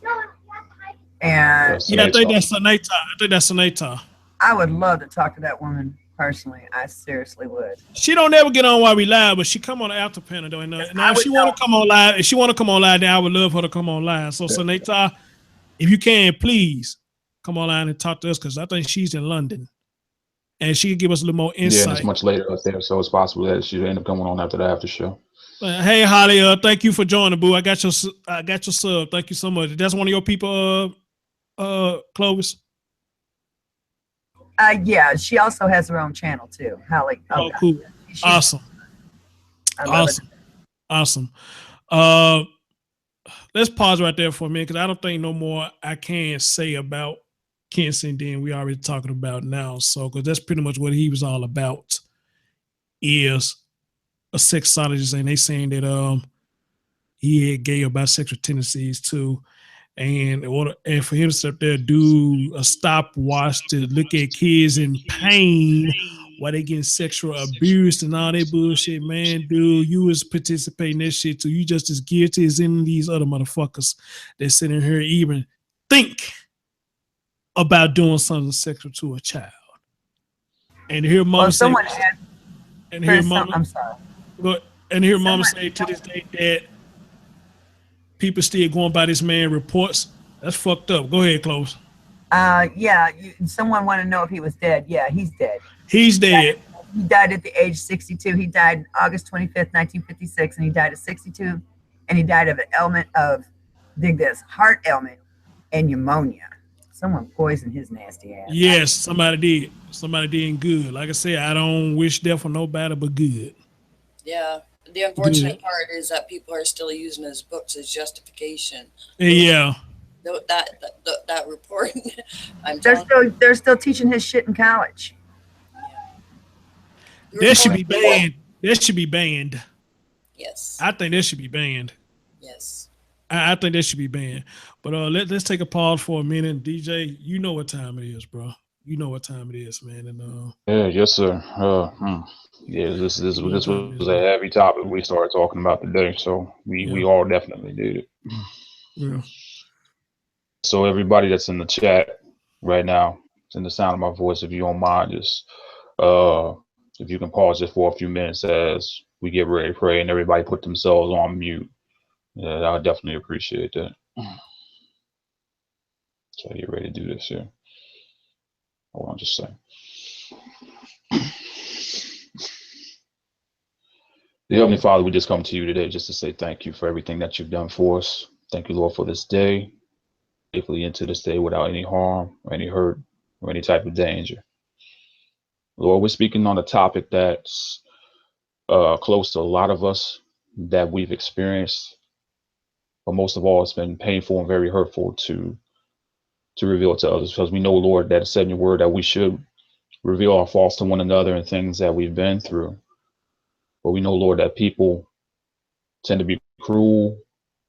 First of all, they don't show any type of emotion or remorse to those who may have suffered certain things in our lives. But we're thankful, Lord, that you've been there for us throughout it all, to where that you have helped us heal, even though it may not go away totally. But we're just thankful, Lord, that you help us to get through it every day. I just want to take this opportunity, Lord, to pray for each and every one who has been through these things that we have shared on the panel today, and maybe for those who haven't shared it. Talk about it. We want to pray for them today because we know, Lord, that healing is so much needed. Wisdom is so much needed. But most of all, a lot of love is needed. Because we know it said in your word also that love covers the multitude of sin. And we know it's a big one. Help us all, Lord, today to forgive, but to never forget. And help us, Lord, to learn how to love again, to trust again, hurt, and not so angry. Because we know, Lord, that that's it's a type of power that's taken away from us when we're so angry and hurt, to where we can't love and we can't trust. Help us, Lord, to turn this negative into a positive, and also to use it for your good. We're thankful for those who are on the panel today who have spoken about it. And we're so thankful that they have shared it with us today, because it didn't have to happen, but you helped us to do it together. And we thank you, Lord. Thank you, Lord, for all those who have come on to the chat with us today to talk with us and to share. And we just pray, Lord, in the name of Jesus, that you will look after them and all those who are represented, who was here today and those who desire to come but weren't able to make it. In the name of Jesus. As I close this short prayer today, Lord, I also want to pray for a friend of ours who is not on the panel with us, who our mother is going through chemotherapy, Lord, right now. And we're thankful, Lord, for the praise report that she's coming around. But we know, Lord, that that is a process. But at the same time, though, we know it's a hard process. It's draining. But we know, Lord, that you're looking after her. And we thank you for looking after her today, Lord, in the name of Jesus. And as we get ready to close once again, Lord, be with those on the panel, be with everyone in the chat room. Place a hedge of protection around each and every one of us and all of our households here and abroad. And for those who run channels, you know who they are, you know them by name. And help us, Lord, to remember that you are love and love is you. And to help us, Lord, to love one another as you have loved us. For all that you do, for all that you have done and have plans to do. We'll be more than careful to give you all praise and all honor and all glory in which you deserve. For we love you, Lord, asking these things in Jesus' name we pray. Let everyone say amen. Amen, bro. Appreciate that, man. Thank you, DJ. As always, you're welcome. Yeah, man. Always strong words. Kathy made it in. She said she just want to say hello and to send my love to Chris and DJ. See, God bless you too, babe. Yes. Well, Kathy, you type it in the chat, so I'm guessing your second surgery went well. Yeah. So kudos to you, babe. Thank you. Kudos to you. Thank you. We wish you a speedy recovery. Peaceful. We're wishing your mom to get better. Like you said, it's a process. So hey, roll with it till the wheels fall off, babe. That's what I can say to you. Roll Absolutely. with it till the wheels fall off. Yeah, we're here for you. Definitely We're here for you. Yeah, roll with it till the wheels fall off. Well, thank you, Chris, for having this discussion. Hey, no problem. I'm all about discussions like this. Matter of fact, I need to start touching on more titles like this, controversial titles, because it needs to be talked about. Yeah, I'm glad it happened on this channel than my channel, because my channel, we don't need a third person getting a hold of my information. She'd use it like a big dog too. Well, yeah, I don't care. I would touch it, especially if it got anything to do with infants and kids, because DJ, man, we talk about kids a lot, bro. We love kids, bro. All the time, man. We love kids, even though me and you don't have our own kids, man. But we love kids, and we talk about that a lot, bro. So, and it's just a sad thing to know that this shit was going on back then. And I guess I shouldn't be surprised, but it's just sad that this shit was going on back then. Well, I'm glad for the three of you for sharing, because that also helps me and made me stronger today. So thank you very much, all three of you, for sharing. Definitely, me too. Hey, Thank no you. problem, Mama. No problem. We ain't finished yet. We ain't finished yet because Eric, I think he said something happened to him, so I'm gonna bring him on and beat. I don't know what's going on with Julio, but he's constantly asking for this link. And DJ, me and you told him several times, dude, please wait. Please wait. I don't never leave you out. Please wait. What part of that you don't understand, bro? I done said it. You done said it. This dude's still messaging the link. We can talk on the after show then. Dude, fucking wait.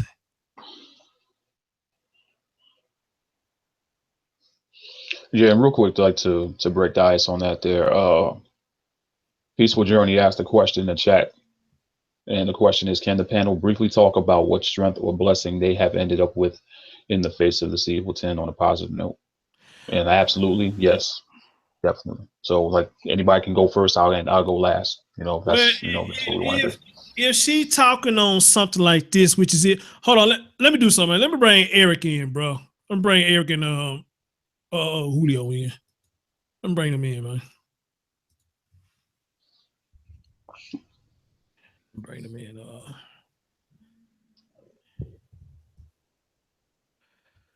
right. While you're bringing him in, let me ask DJ a question. What was that question? What was that you just said, DJ? Peaceful Journey had asked a question about, can the panel briefly talk about what strength or what blessing they have ended up with in the face of all this evil? To end it on a positive note. Okay. Well, if like I said, if she's talking about this, what we're talking about, which of course this is a form of evil, raping and pedophilia, this is a form of evil for somebody who actually is participating in this. How I got over it. A positive note. The book. Yeah, the book.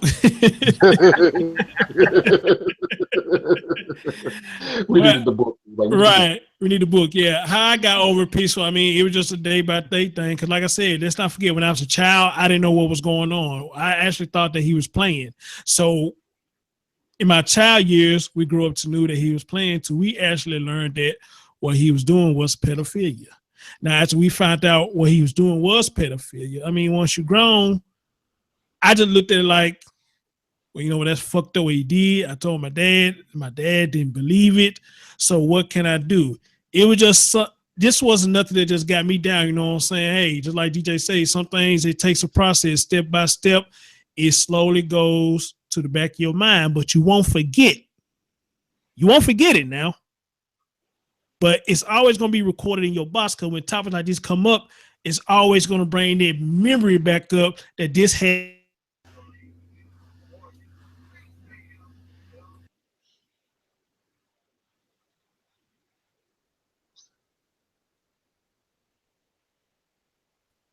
But since we on the subject, you know, it needs to be where we're talking about it.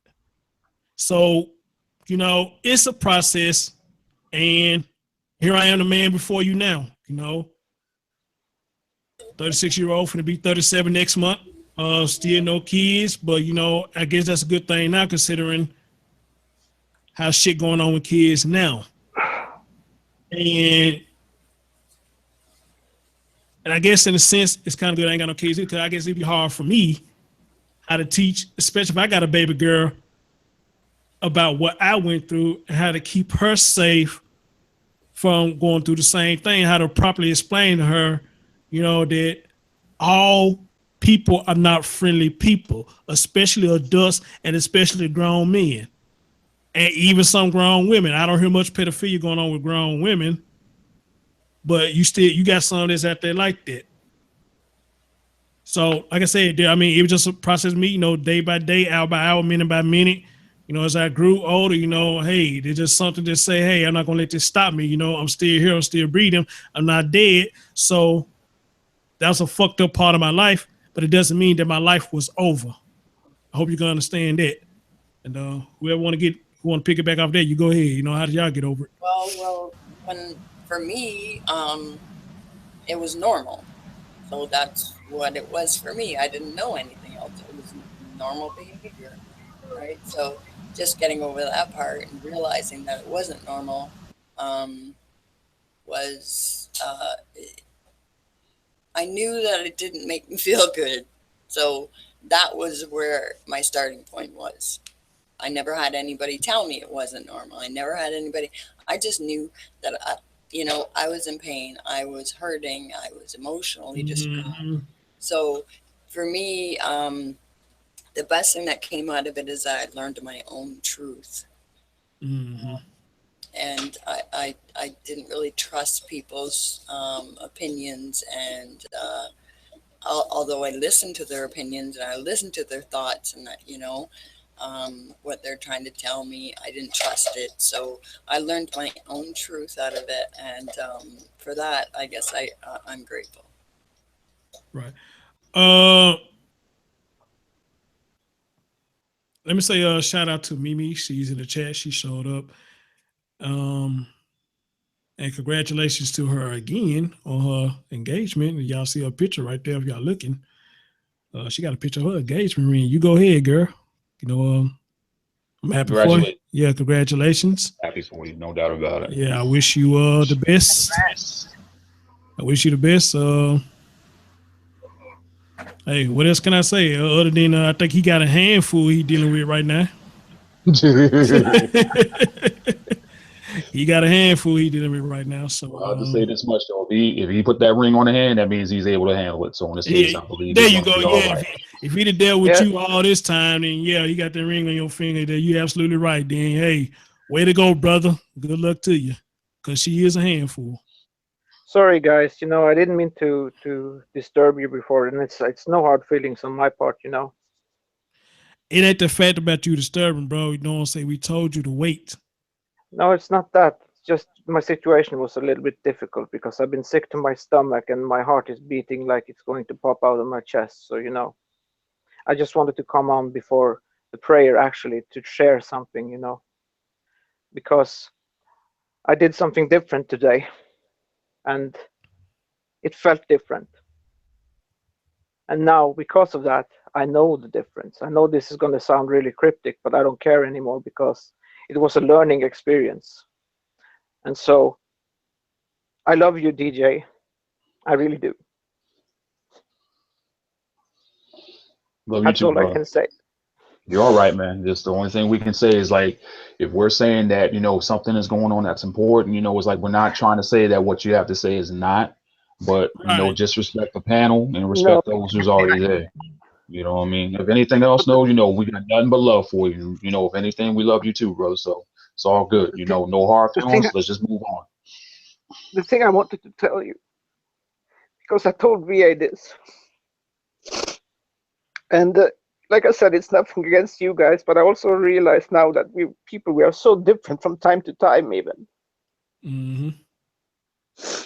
So you need different things at different times, and I hope I have the chance to talk to VA. That's all I can say. Because if he knows, Did you talk to him? yeah, a little bit, but I didn't expect what was going to happen. You never prepared, and it's nothing anyone did against me. Even it's so weird. I'm telling you, it's so weird. Okay, do you want to share it, or you just want to let it know that you got a chance to talk to VA? Because he was in the chat earlier. I'm not sure if he's still there or not, but he was in the chat earlier. What else, Simply? Yeah. What else, Simply?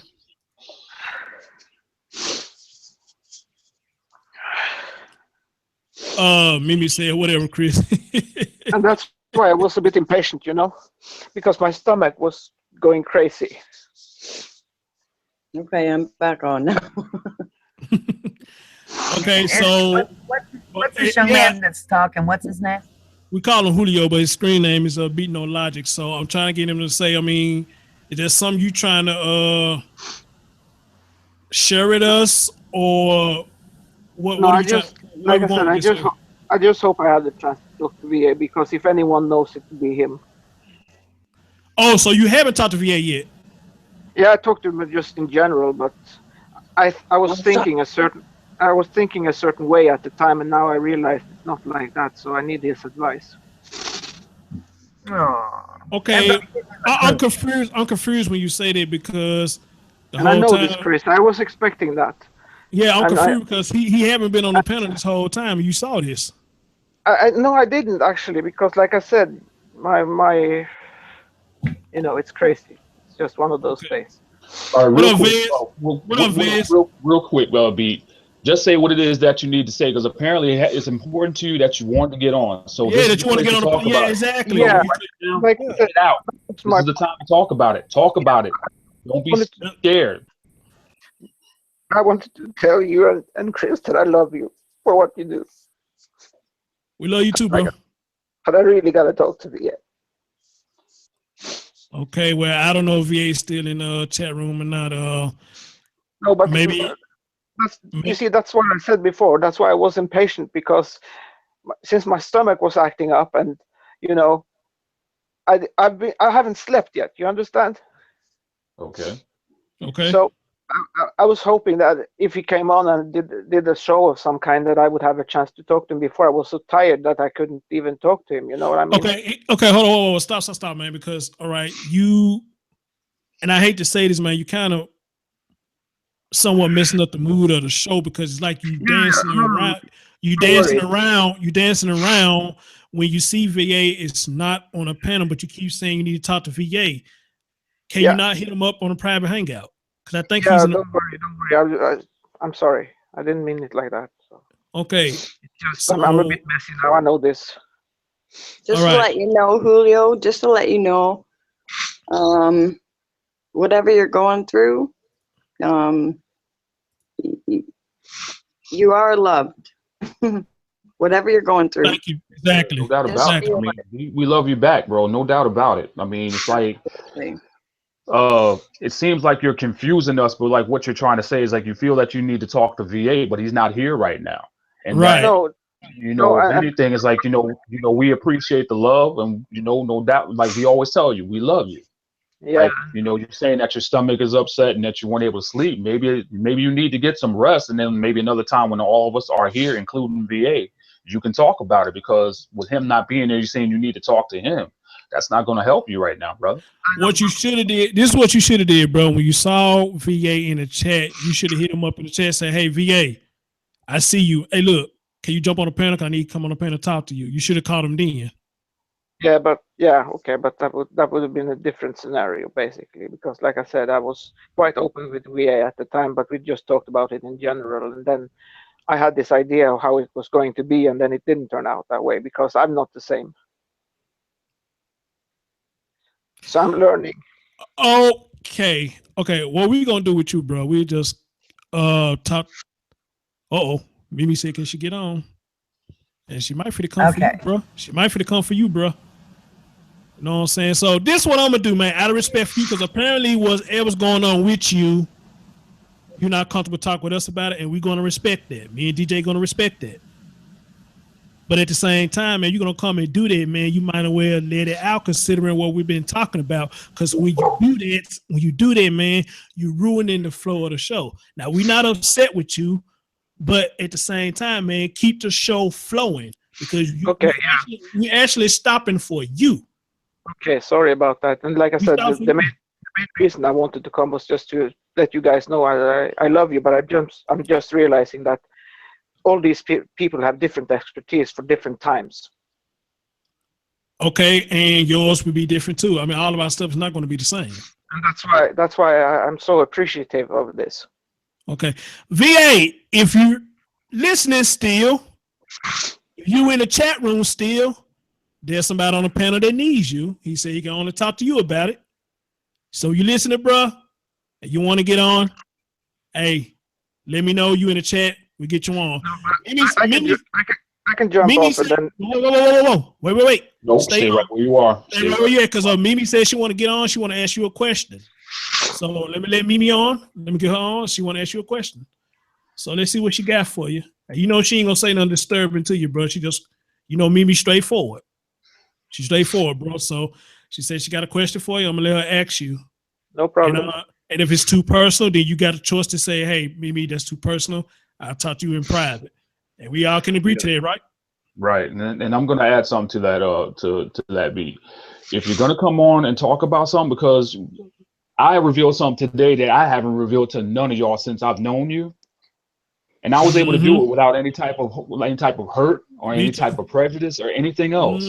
So in this case here, though, whatever the problem could be, or whatever you've tried it before and it didn't work, let's get it out here so that way you can heal, brother, and that you can get it off your chest. Because apparently it was important to you to come on today, and that you were trying to get in here, and now you're here and you're not talking. And now you ain't saying nothing, that's right? That's not going to solve your problem, because we're going to be able to go on because we're free. Apparently you're not free right now, and apparently this is what you need to do.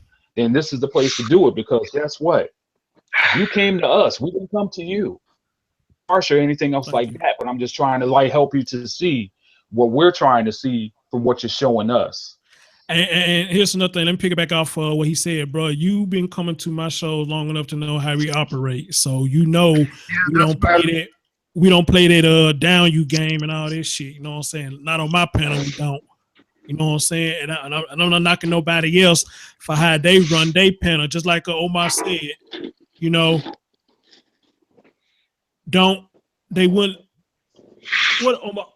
Omar said we're here no matter what. He's absolutely right.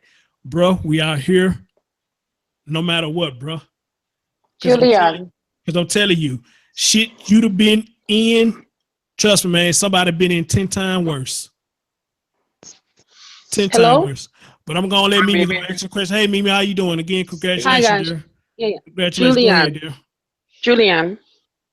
Julio. We call it Julio. Julio. Yeah. Julio, are you there? Yes, I'm here. Let me ask you a question. Now, you and I have talked a lot, right? Behind the show. Had deep conversation. Here, we always made you feel comfortable. And you know, and I know, I'm not going to judge you. Chris is not going to judge you. DJC is not going to judge you. No one is judging you. But evidently, whatever is on your heart is very heavy. And it's trying to come to the surface now. Sometimes we as people, we think that we can swallow and keep hiding, that you can only talk to someone. Evidently, whatever's been going on in this conversation on this show has got to you. And it's tried to come out. So what's going on right now with you, please, I beg of you, don't swallow, talk about it. Please tell me what's going on. I'll try to tell you as best I can. Okay, I'm listening. And take your time, You bro. have a Don't rush it. call, Take your time. You got the time. floor. We're not going to interrupt. I'm going to even mute myself. Me too. I'm going to mute myself too. Good idea, Go ahead, bro. go ahead and Good idea. talk. Let it all out. Yeah. I'm going on right now. Because what I said to VA, it was something me and him just discussed in passing. And I said, if it works out, we'll do that. And I did. I went back to my old life, basically. Just for this one occasion, because I don't know what's next. So I figured if I'm to go down, I want to do it with my flag held high. And forgive me, people. And I'm what's called an nihilist. It means it's either everything or nothing. In those instances, not every time, but those special times when it matters, you know. Mm-hmm. And so I thought, okay, fuck it. Let me go down that path. Let me be that guy. And first of all, the shame I felt going those steps to that place I went, when I've done nothing wrong, first of all. And secondly, getting what I came for, and then being, how can I put it, ending up in a situation where even from the get-go, it was like instant. It was there immediately from their side. Mm-hmm. And so what happened is, I said, I have to go. I have people waiting for me. And I came home and I could still feel everything, but also from the fact that I'd eaten just before, and it was fine. I've eaten 2 times today, sandwiches both times, which usually makes my stomach works okay. Mm-hmm. And I took 1 glass of milk and a piece of Danish, and then it was done. My stomach went crazy. And so I was pressed for time also, because the main reason is, like I said, I did something different today, but it felt different than before. So I knew in that second I couldn't go back to my old life.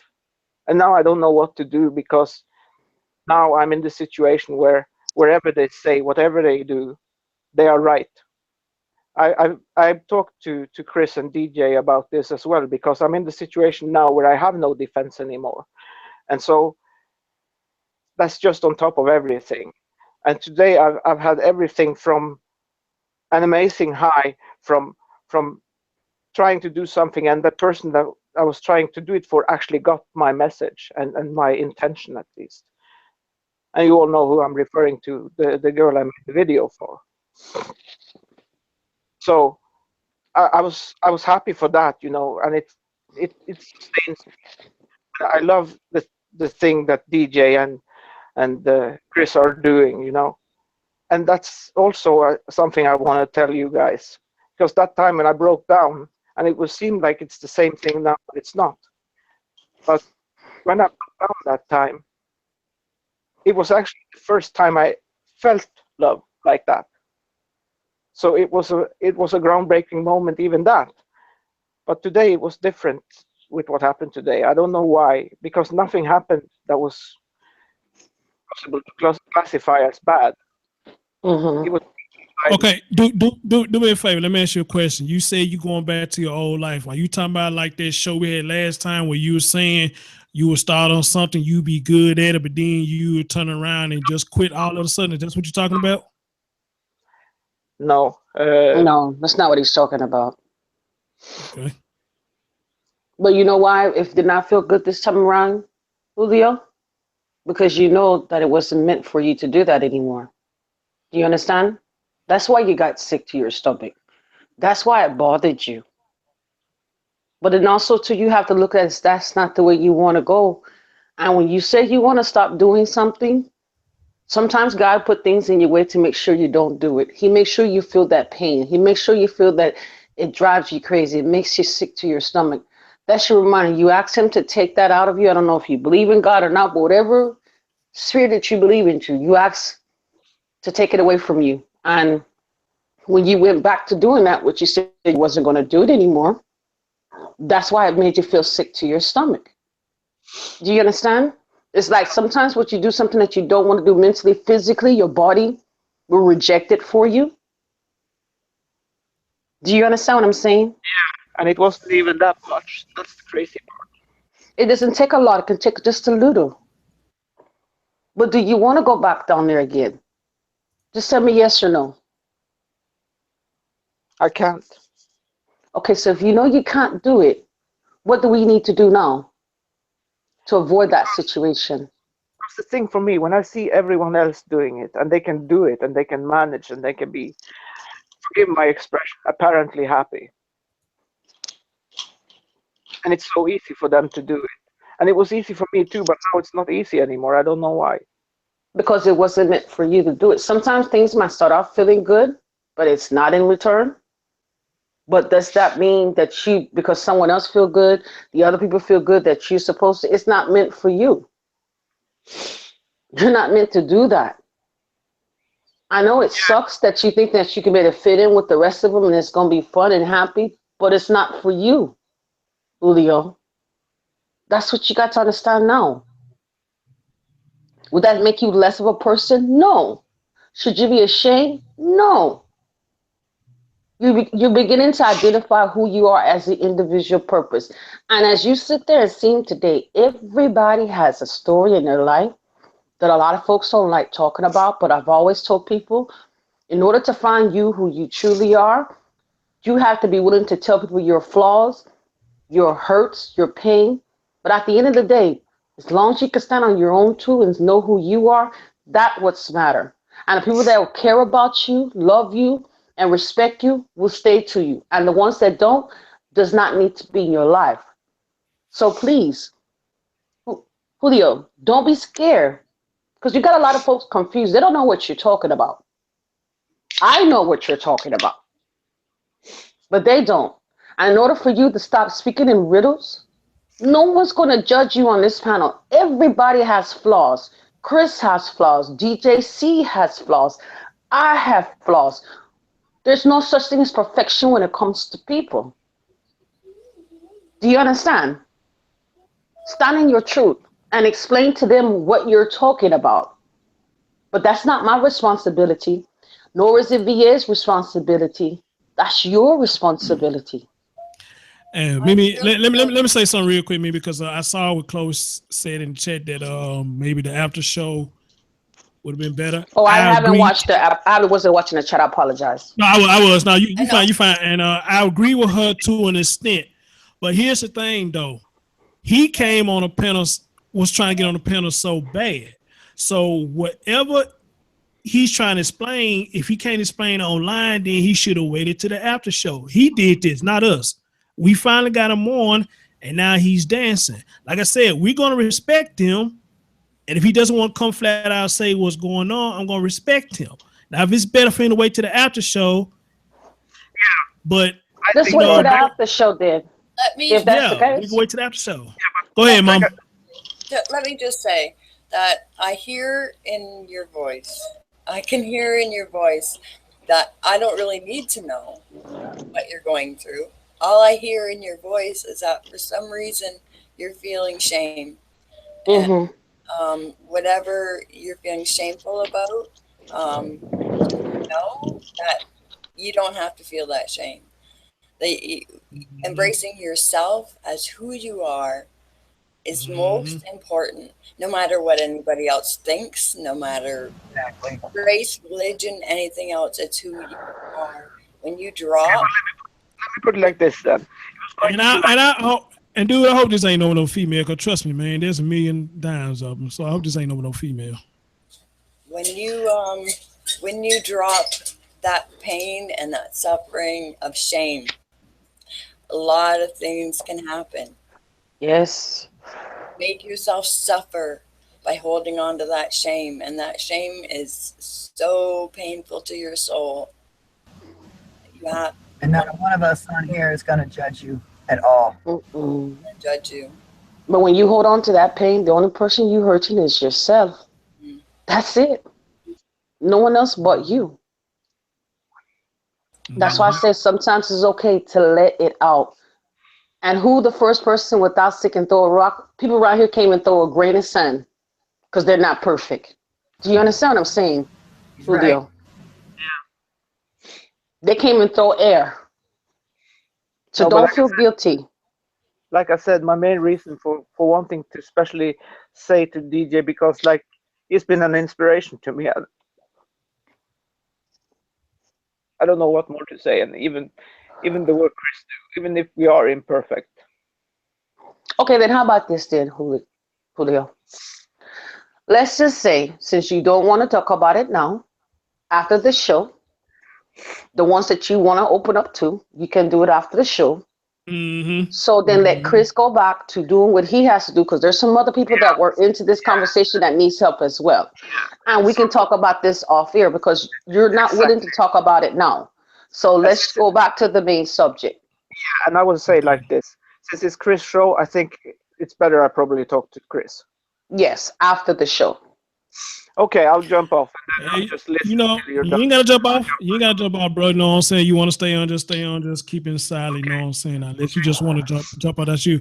I'm trying to get Eric in, but he's saying he's having a little difficulty, so I don't know what else to do. But I have something to say though. Diane made it in. How you doing, Diane? My man Sykes came in. What's going on? Go ahead, Mimi. Yes, I have a problem with someone on this panel.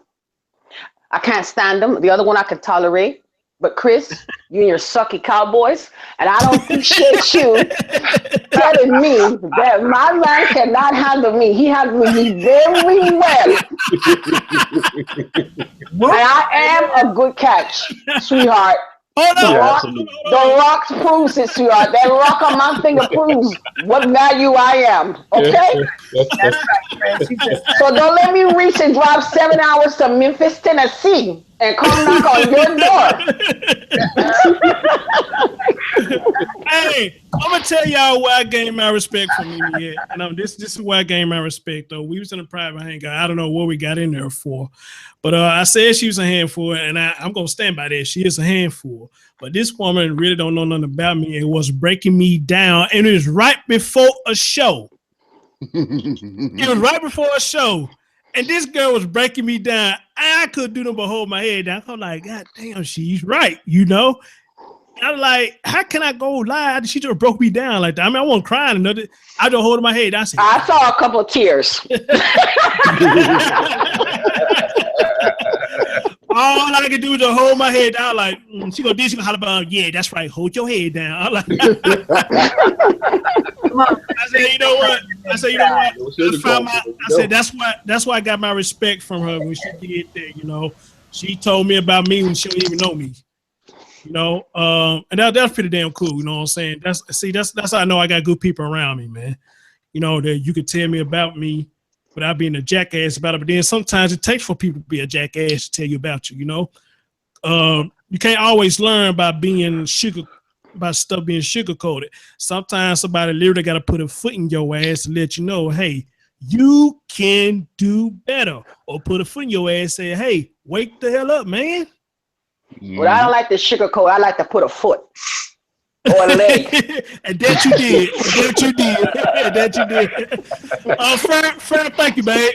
Thank you. She said she'd like to go tea. That's what's up. Hi, Farrah. Okay, I'm sorry. But I'm just yeah. no, DJ, I love you, man. You my brother. You so sweet and kind and so far different from Chris. That's why I really love you. That's why Chris had to see the whole rude side of me at times, but DJ, I don't never have to because he's a sweetie poo. Chris, on the other hand, whoo, that's too much of myself. That's the reason why we bump heads.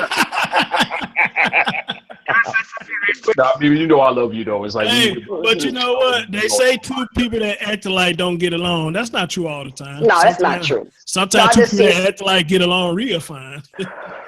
I just see a lot of you and the good qualities and all. I just like your attitude for what it is. You can handle things. Some people can't, but you can. That's why I respect that about you. Well, it's all about how you being raised too. You know, some people still just take stuff and just get mad at every little thing. But you know, I used to do that too. I mean, I used to do that too when I was younger. You know, taking every little thing, getting mad at what somebody says. You know what I'm saying? And when you get older, you just got to be like, you know, everybody's not saying stuff to you to put you down, man. They're actually saying stuff to you to encourage you. So I had to learn that too. So we all was immature sometimes when we was young. So yeah, but as you get older, that's why I tell people you got to drop away some of these false things that you have about yourself.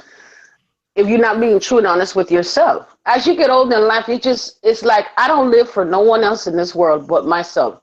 The last person I had to make sure I watch my P's and Q's with and make sure I did things right or whatever was my mom. And like I said, once you lose a parent, you become an adult. And when you become an adult, you have to learn to stand for your own voice and your own reasons. Amen. That's the honest truth. Mm-hmm.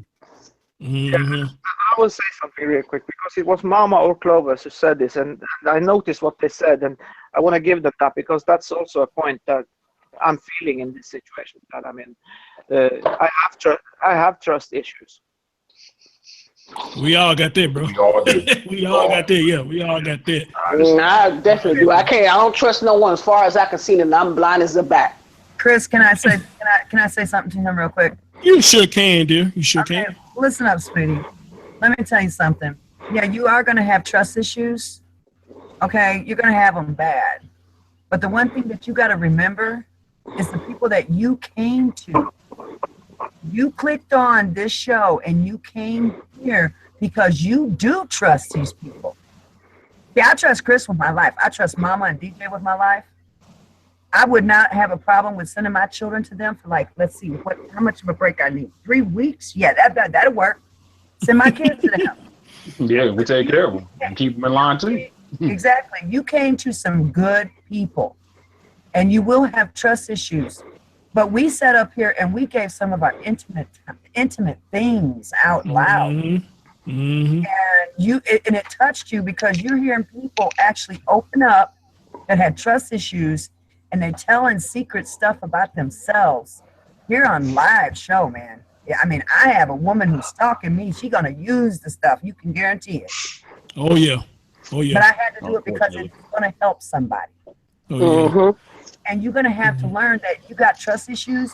But one thing you do have, you trust these people here, or you would have never came in here. Exactly. You would never open your mouth. Exactly. Well said. Well said. And like I said, he been on my show numerous times, know how I roll. You know what I'm saying? A lot of people who have heard about me know that I roll. Even some trolls. I've seen some trolls and other people stuff be like, hey, I've seen this man show before, and he's very respectful regardless of how you feel about people or whatnot. He's very respectful. I mean, you know, your issue with somebody's your issue don't mean that it's mine. Right. You know? So, you know, and Chris, you know, what would help him is for you to finish your show. Let him. I'm gonna do it regardless. I'm gonna do it Let him regardless. finish hearing everyone speak because DJs need to do it. And my positive note on after all the horror and hell I've been through is I feel God's never going to put nothing on your shoulders. And you listen to me, okay? He's never going to put anything more on your shoulders than you can handle. And I used to say this just to get through it. Well, someone gave him the wrong memo because he thinks I'm Wonder Woman. Okay? But then I started realizing when I grew up, I quit being angry at God and I quit being angry at those that can help me. because God knew. He knew that this woman's strong and she's going to help a lot of children and save a lot of children. And that is exactly what I've done. And sometimes God will do things to make you humble yourself. Oh, girlfriend. And when that humbling comes is when your blessing comes along too. See, people always think that things that you go through is bad. Sometimes it's called being humbling you. What I mean by humbling is to break you down and make you realize that you still a decent person and what you were going is not the right path you're supposed to. And that's when it humbles you. Then your blessing comes. I mean, sometimes 3 times fold. Am I lying? Nope. That's right. It's the truth. When something bears you down to the point it's going to make your stomach upset, like all this stuff that we've been through, it's done it to us. But only you can control that stomach. You got to let go. And once you let go, you're going to feel like a whole weight's off your shoulders and you can fly like a butterfly. And until then, I got to say this real quick, too. I'm sorry, Close. I don't mean to cut you off. Just something I got to say, too. Remember these words, B. No weapon formed against you shall prosper. What? Say it again now. Say it again. No weapon formed against you shall prosper. That's huge, man. Because in this case here, something came your way, and at the same time, you're fighting against it. So apparently it's not going to win. But you have to be the one to say either this is going to work or it ain't going to work, because God's trying to tell you something right now, just like Mimi told you. Believe me when I tell you. And just like Omar said he has an angel attachment. I agree with that, you know. And let me give a shout out to the 18 people that's watching. You know what I'm saying? They're showing support for the show. Got a handful of thumbs up going on, so I appreciate that. Also, if she's listening, let me give a happy birthday to Pandorian. Oh, I didn't know it was her birthday today. Today is her birthday, yes. Oh my God. Yes, let me give a happy birthday to Pandorian. I'll give her a shout out for sure. Now. I feel guilty as hell. Yes, sir. Well, Beat told me about it, and I actually hit her up on Twitter, and she responded. She said, happy birthday. So, happy birthday to you. Happy birthday to you. Don't scare the girl. Same in the video when it's terrible. Right. You know, if you want to pay homage to the person's birthday, I can't make out none of what he just said. I said I didn't do it in my video and it was awful, but you have to do it to pay homage to the person whose birthday it is. I made out a little bit. What you say? Veg say I believe Veg's on the way. All right, cool. That's cool, bro. So they tie attitude. Because I want to hear that. I want them to hear you talk about this. Consider you do work with people that has been through all this. So you were pleased to accept the invitation. Come on the live show. I was like, oh my man, you made it, bro. Yeah, I finally made it. Hi, Eric. Hey, Mimi, congrats. Congrats to you, dear. Thank you, sweetie poo. What was what was going on? What was going on when you couldn't get on? What was going on when you couldn't get on? I had no idea. I just started pressing buttons and trying to get through, and finally, eventually I got through. So don't ask me what I did to correct myself, because I don't know. Well, you know, man, Hangouts got a lot of bugs in it anyway, man. So it really needs to be fixed. You know, audio problems and everything, bro. So it really needs to be fixed. So they added her. Hopefully she accepted, because I want to come on and talk about this. And she says she do work with folks like this, and she's in London, y'all. And you know, of course, things is different than over here in the States. Of course, yeah. Okay, she said she will come in a moment. She's talking to her parents. Awesome. I'm trying to stay live as long as I can, so you can come on live there, so you can talk to us about that. But Erica, you say you had some things that happened to you doing the topic we talking about. So you want to tell us, bro? You got the flow, man. Well, I had an experience with my uncle of all people, man. Shit. I was over at my grandma's crib, and it was weekend, and it was like, I think it was a Saturday morning or something like that. And okay, so he was lying down in his bed, and I just walked in there. He was chilling, and I don't know what the fuck made it come to his mind to do this shit. Do you know this man actually pulled his penis out of his skivvies, man? Okay, and propositioned me, okay, yo, okay, you understand what I'm saying? Okay, I think the next weekend when I went over there, there was a plastic trash can in there. It was a bunch of papers and stuff in there, and my mom was with me. Unfortunately, my mom was with me, and fortunately, my mother was with me because I set that garbage can on fire, and I meant to do it because I meant to scare the hell out of them, and I was hoping that he'd catch on fire too. That's how furious I was. I guess I was about, at that time, I may have been about 8 or 9. Damn.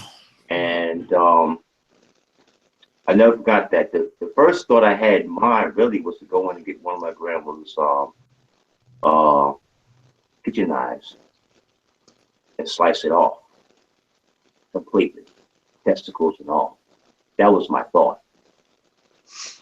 But I guess at the time I didn't have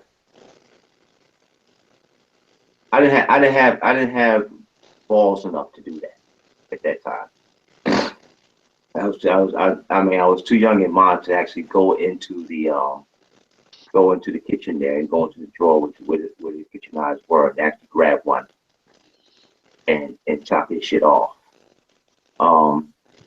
But now the reason why I say fortunately my mother was there, because him knowing that my mother was there, he wouldn't do that. Okay, and most of the time my grandmother was there, so he definitely wasn't going to do that. My grandmother was there or my mother was there. The reason why I say unfortunately my mother was there because she had to, being the adult and being my mother, she had to deal with the fact that I lit that garbage can on fire. Okay, she had to somewhat take responsibility for that as well, being my parent, and even though she didn't even know I did it, and because as a young child I was not argumentative. I did shit. Okay, that's how I expressed anger or frustration, whatever. I just did shit. I didn't say anything. I did shit, and the fallout came thereafter. Especially after my parents got divorced. That's how I handled it.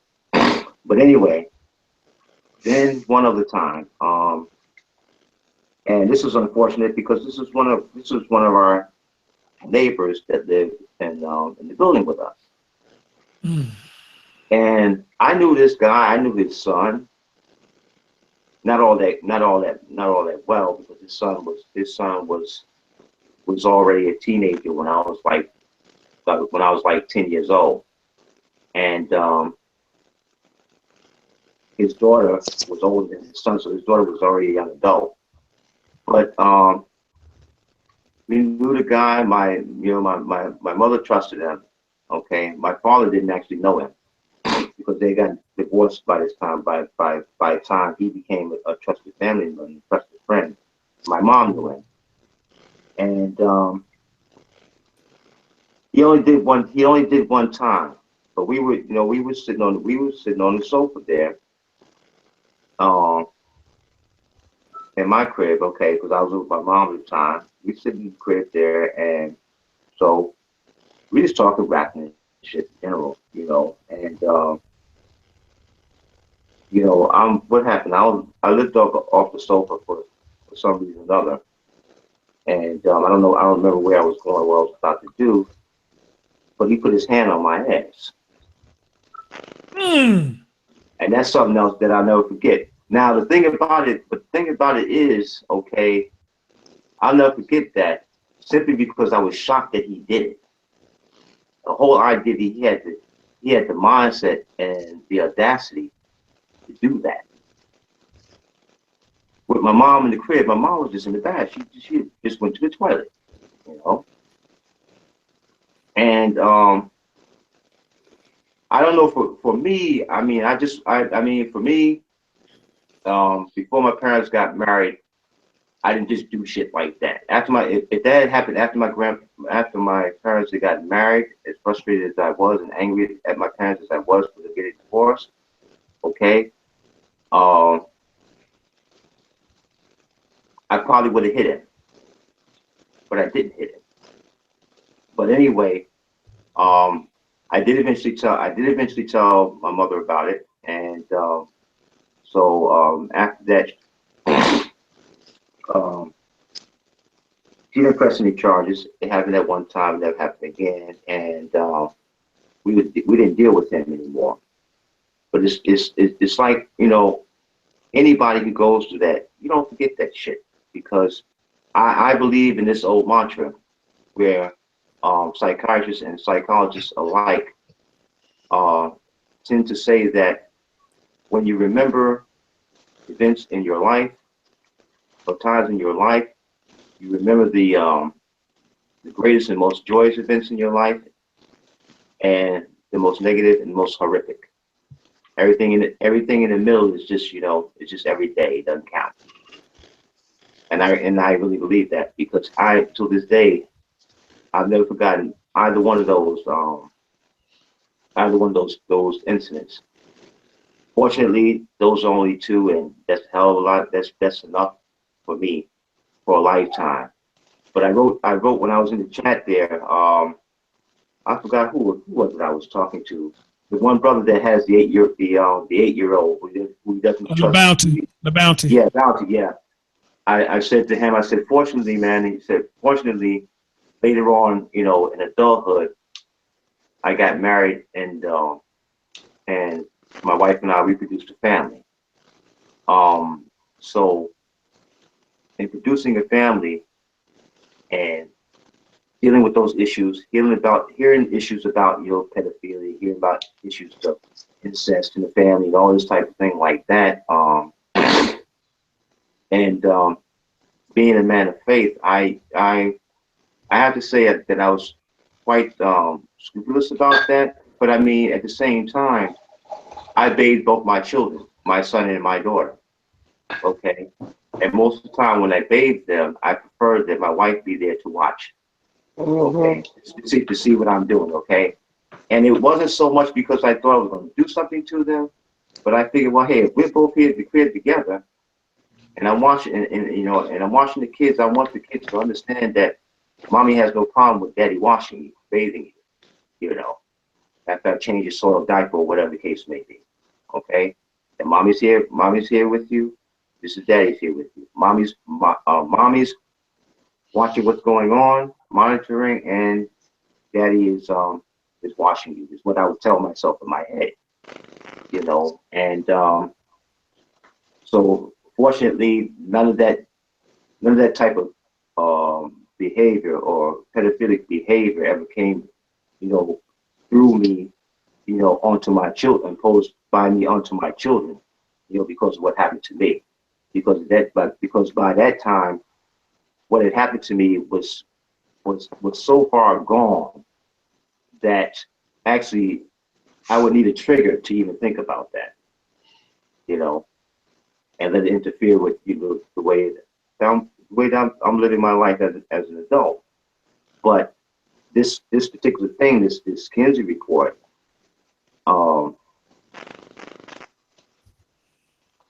that shit's outlandish, man.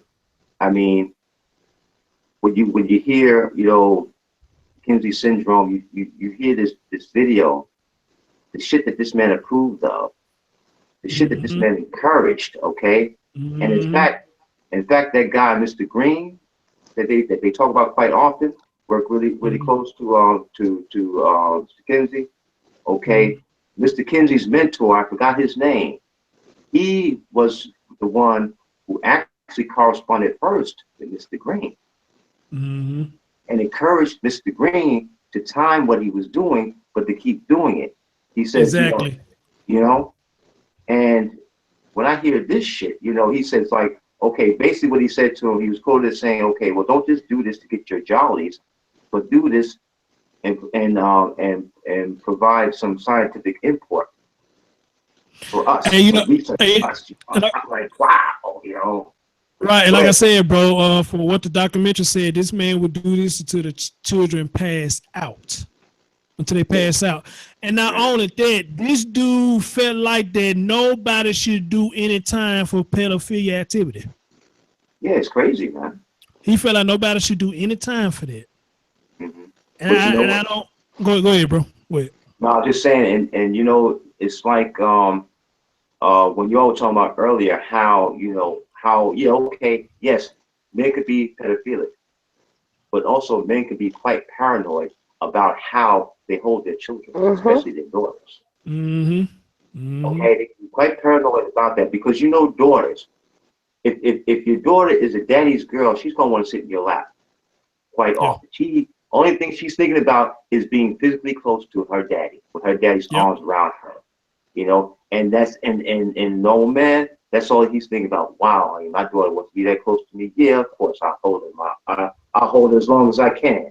You know, enjoy the time when she's a little girl. You know what I'm saying? It's a little different with the boy, but with me and my son, like I said on panels past, that my son, he had this ritual that he expected me to stick to, and I did stick to it. When he was a little boy, like when he was old, from the time he was old enough to walk, up until I guess maybe he was 10, 11 years old, he always wanted me to hold his hand when we walked. We went anywhere. We could walk 2 minutes. Okay, his little hand is in the palm of my hand, and that's the way it was supposed to go. And anytime I didn't do that, he'd look up at me, Papa. And I said, I'm wondering what's going on. I said, what's wrong, Chad? And I look down and I see his little hand held out there. You know, so he's telling me, yeah, you're supposed to hold my hand. You know the drill. Get ready. You know what I'm saying? Come recognize what I'm talking about. You know, so the thing about it is, I mean, as much joy as that brought to me, okay, there are a lot of men, because of how the law systems are working, particularly in the Western world in general, but in the U.S. Specifically, you know, with the feminism and all that type of shit. Feminism and was it Micto and all that type of shit, okay? There are a lot of parents, fathers in particular, who are very paranoid about how they hold their children, especially their daughters, and especially out in public. Okay? You know, just as there are women, you know, a man's with his wife, okay? He knows his wife breastfeeds, okay? If his wife wants to sit down on a park bench, okay, and breastfeed her child, she has the right to do that. All she got to do, really, is just cover the child's, you know, cover the child's face enough and her breast enough so that it's not exposed. But she shouldn't feel paranoid about doing that. And her husband shouldn't feel paranoid about her doing that. Public, okay? They do it at home. It's a natural thing. You know, that's why women lactate. Yeah, they can breastfeed. What they call it in English. They call it. And see that's why I said, Eric, earlier in the show, you know, like I said, kids are young. These days they're young, but they're not stupid, man. They're not stupid. No. And like I said, it was a point in time where kids would come and tell you, hey, something ain't right. You know, somebody did this to me, somebody did that to me. And folks would be like, you listening to a kid? And you'd be like, well, you listen to a kid. But nowadays, when kids tell you that, don't say that bullshit talking about you listen to a kid. Listen to that damn kid. These kids know what the fuck is going on. They know what the hell is going on, man. Because you know what? If you don't listen to these kids while they're little, when these kids get to teenage years and they realize they got some strength, okay, and they got some smarts, okay, they go to school. Remember, they study biology, they study chemistry, they study sciences. They learn how to poison your ass, okay? The boys just get big and brutal enough to where they start knocking your ass around because you're allowed to happen to them as little babies.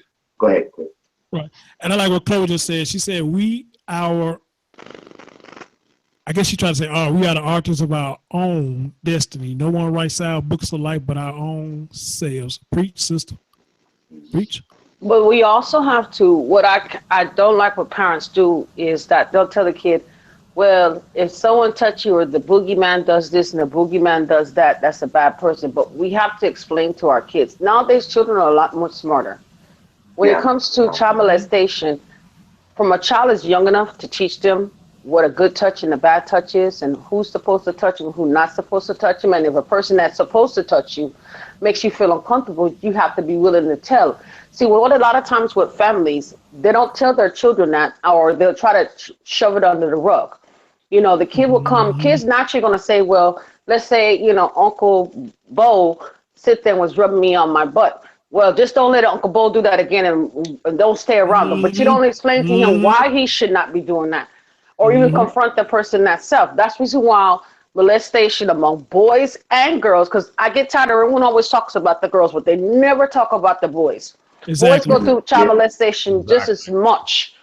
And VA, Chris and DJ, y'all hear me always sit there and say, I talk about the boys as well, because they never keep the records of how much boys get molested by men and women. The over-sexualized boys at an early age. But we had that conversation with my son, but reason why is my father was so strict about telling us about that is because, like he said, sometimes you can have a child molester in your family, and it's a stigmatism on the whole family. And it's like a mark against the family that maybe the rest of the family might do the same thing to somebody else's kid.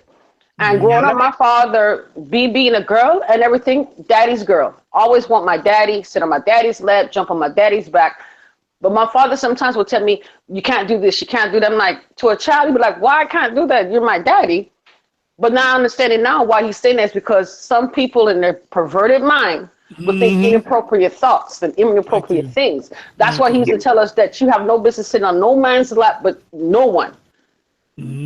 Sometimes not even your father's. You understand what I'm saying? Right.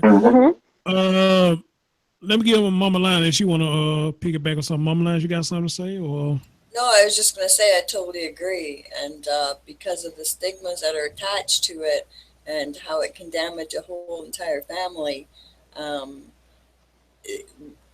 that's where a lot of the judgment comes in and the shame comes in, you know? And, we have to learn how to discriminate between the two and build a healthy family from your own living room. Okay. You know, how about you, Clovis? You can't backtrack and get back what's already lost, but you can start in your own living room with your own, you know. What about you, Clovis? Well, this is what I gotta say. There's also the ignorant people out there, because on my Facebook, I have two Facebooks. I have one that me and my husband share with his family only on it, and then I have mine. And on his, there's a picture of him holding the girls, and one's leaning up against him. One's got her glasses doing a peace sign, and the littlest one, she's leaning backwards on him, and her shirt's up a little bit. And someone actually came at me in Facebook and said, I'm turning you into BACA, which is Bikers Against Child Abuse. I said, for what? And she told me, I said, are you serious? That isn't it. You know what? You want to really turn me into BACA, considering these girls belong to BACA. You know, so you got ignorant-minded people out there too. But like I said in the chat room, we are the Arthurs. You know what? I want Beat No Logic to understand this. We are the Arthurs of our own destiny. We write our book of life. Now you can either make a choice and make it comic, fiction, or a book of life that's going to help someone else, because your situation might help somebody else out there. Just like what we're doing today. I'm hoping we help somebody out there today with what we've been through, because it's made us stronger. It's made us more wiser. And we're still not afraid to drop a tear when we talk about it. But that's only because we know that everybody on this panel has been through something that is horrible and horrific. But in the same note, we are soldiers. We're going to fight this. We're going to become better. And when I'm cold stone in my grave, I want these children and all my other children to understand my mama was it. She was the bomb. Before I say so, because Sykes asked something I was just finna get ready to ask y'all, but he beat me to the punch. But before I do, DJ, you want to pick it back what anybody said, or you want me going straight to it? Yeah, just real quick. You know, Clovis had said the one thing that pretty much like hits the nail on the head. we are the authors of our own lives. If we allow ourselves to be stuck in this type of hurt and the shame and everything that happened because of a predator, we will never grow. When we let it go, we will grow. And the thing is that the power comes back to us instead of being in the predator's hands. And now I dropped the mic. Go ahead. Drop the mic. There you go, bro. All right. Sight said this in the chat, and I was just finna say this. And Eric, I was going to ask you, but I guess the whole panel can chime in on something like this that we have this done to us. Do we believe in forgiving somebody who does this to us, and do we believe forgiving anybody who has done this to any child? You know, one of the things, forgive and forget. Of course, you're not going to forget it because we didn't forget it. We grown now. We still remember it. Yeah. So here's the thing, though. Do we forgive those what they done to us? Me personally, I never thought about that. You know, I don't know. You know, now that it's been brought to my attention, you know, I guess I have forgiven him. I mean, he's dead now. I guess I have forgiven him. You know, I mean, it ain't to the point. It ain't nothing that's weighing heavy on my shoulders. So I guess I have forgiven him. But somebody may think different, though. So that is a good question. Can you forgive somebody that does that? I mean, forget about the forget, because you're not going to forget it. Can you forgive? Can I say something? Can you forgive? Go ahead, dear. Okay, I'm gonna put it. There's a different kind of forgive. You forgive the person for your benefit, not for them. That's right. The forgive comes for you, not for them. That's right. Forgive yourself, saying that this happened to me. Nor will I allow this to continue to run my life and destroy my life. I forgive that person, not for them, but for you. Yep. That's what you have to learn the difference between the two. That's right. That's good. You got to because you know the only person I would say the only person that can forgive that pedophile or accept that pedophile is between him and God. That has nothing to do with me. I have to forgive myself, forgive him for myself, so I can move on. So that's the difference between my point of forgiveness. Okay. Yeah, but also, drop the mic, sis. Drop that mic. Yeah, drop it. Drop it. Who next? Who next? Who next? You also have to forgive. In order for God to forgive you, you have to forgive.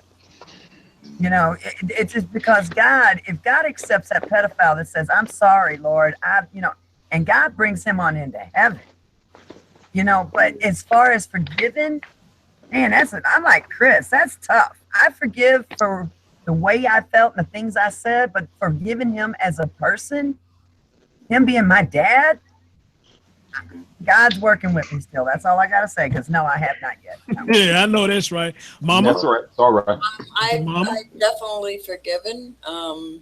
I learned about forgiveness over time. Like I said, I came to my own truths. And I definitely forgive my perpetrators. As for forgiving somebody who does it to somebody else, that's something I'm still working on, because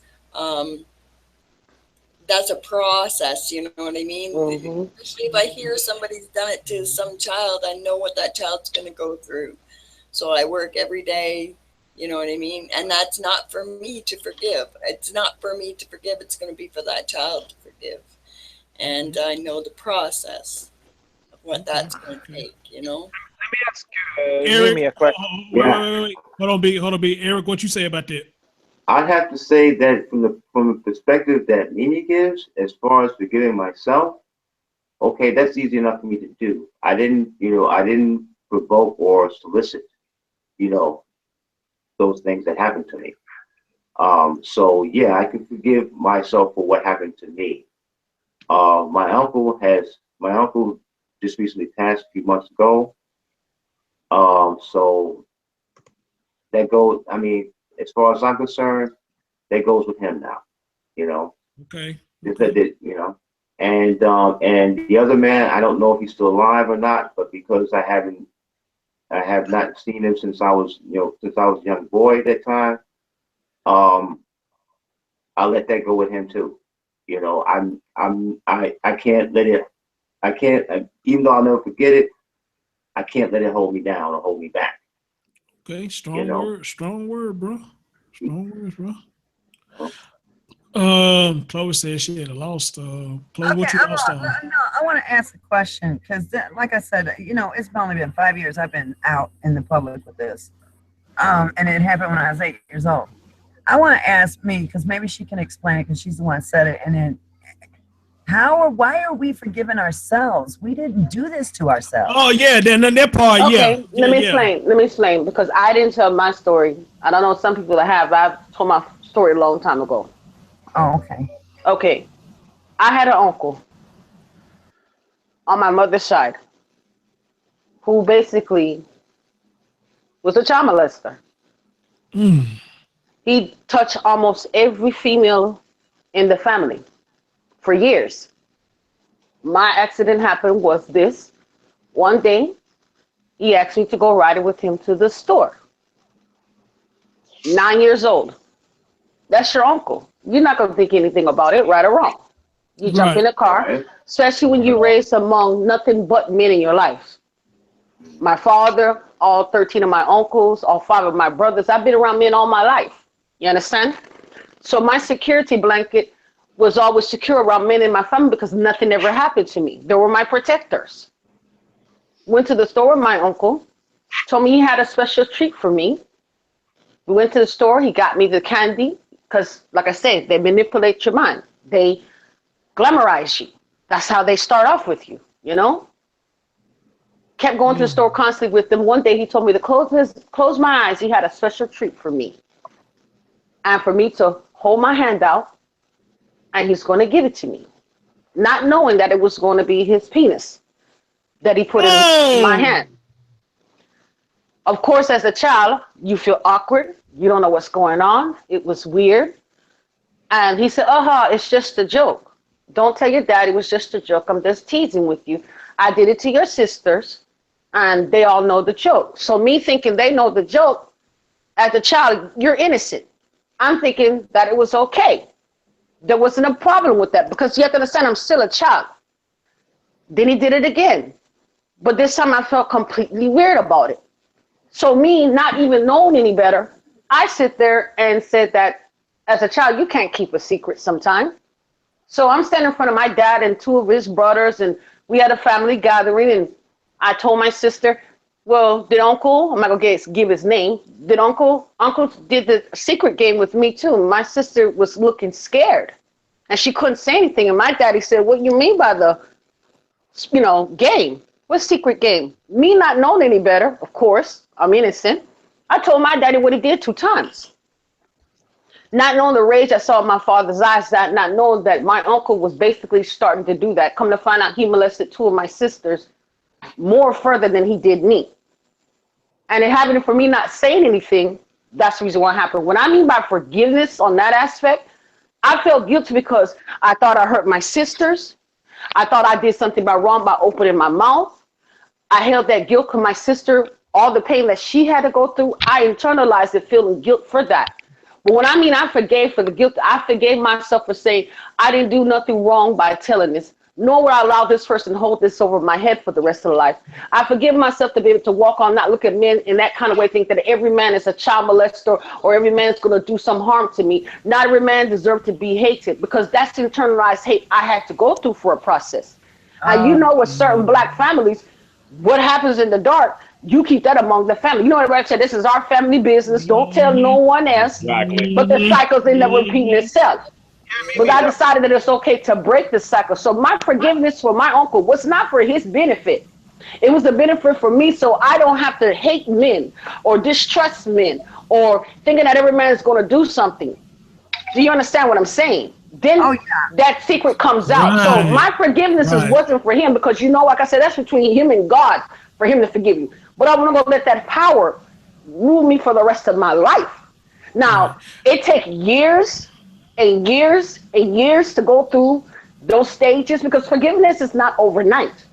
It's not. It took my sister, who's almost 50 years old now, it took her a long time to go through the problems that she went through with men. She became over sexualized.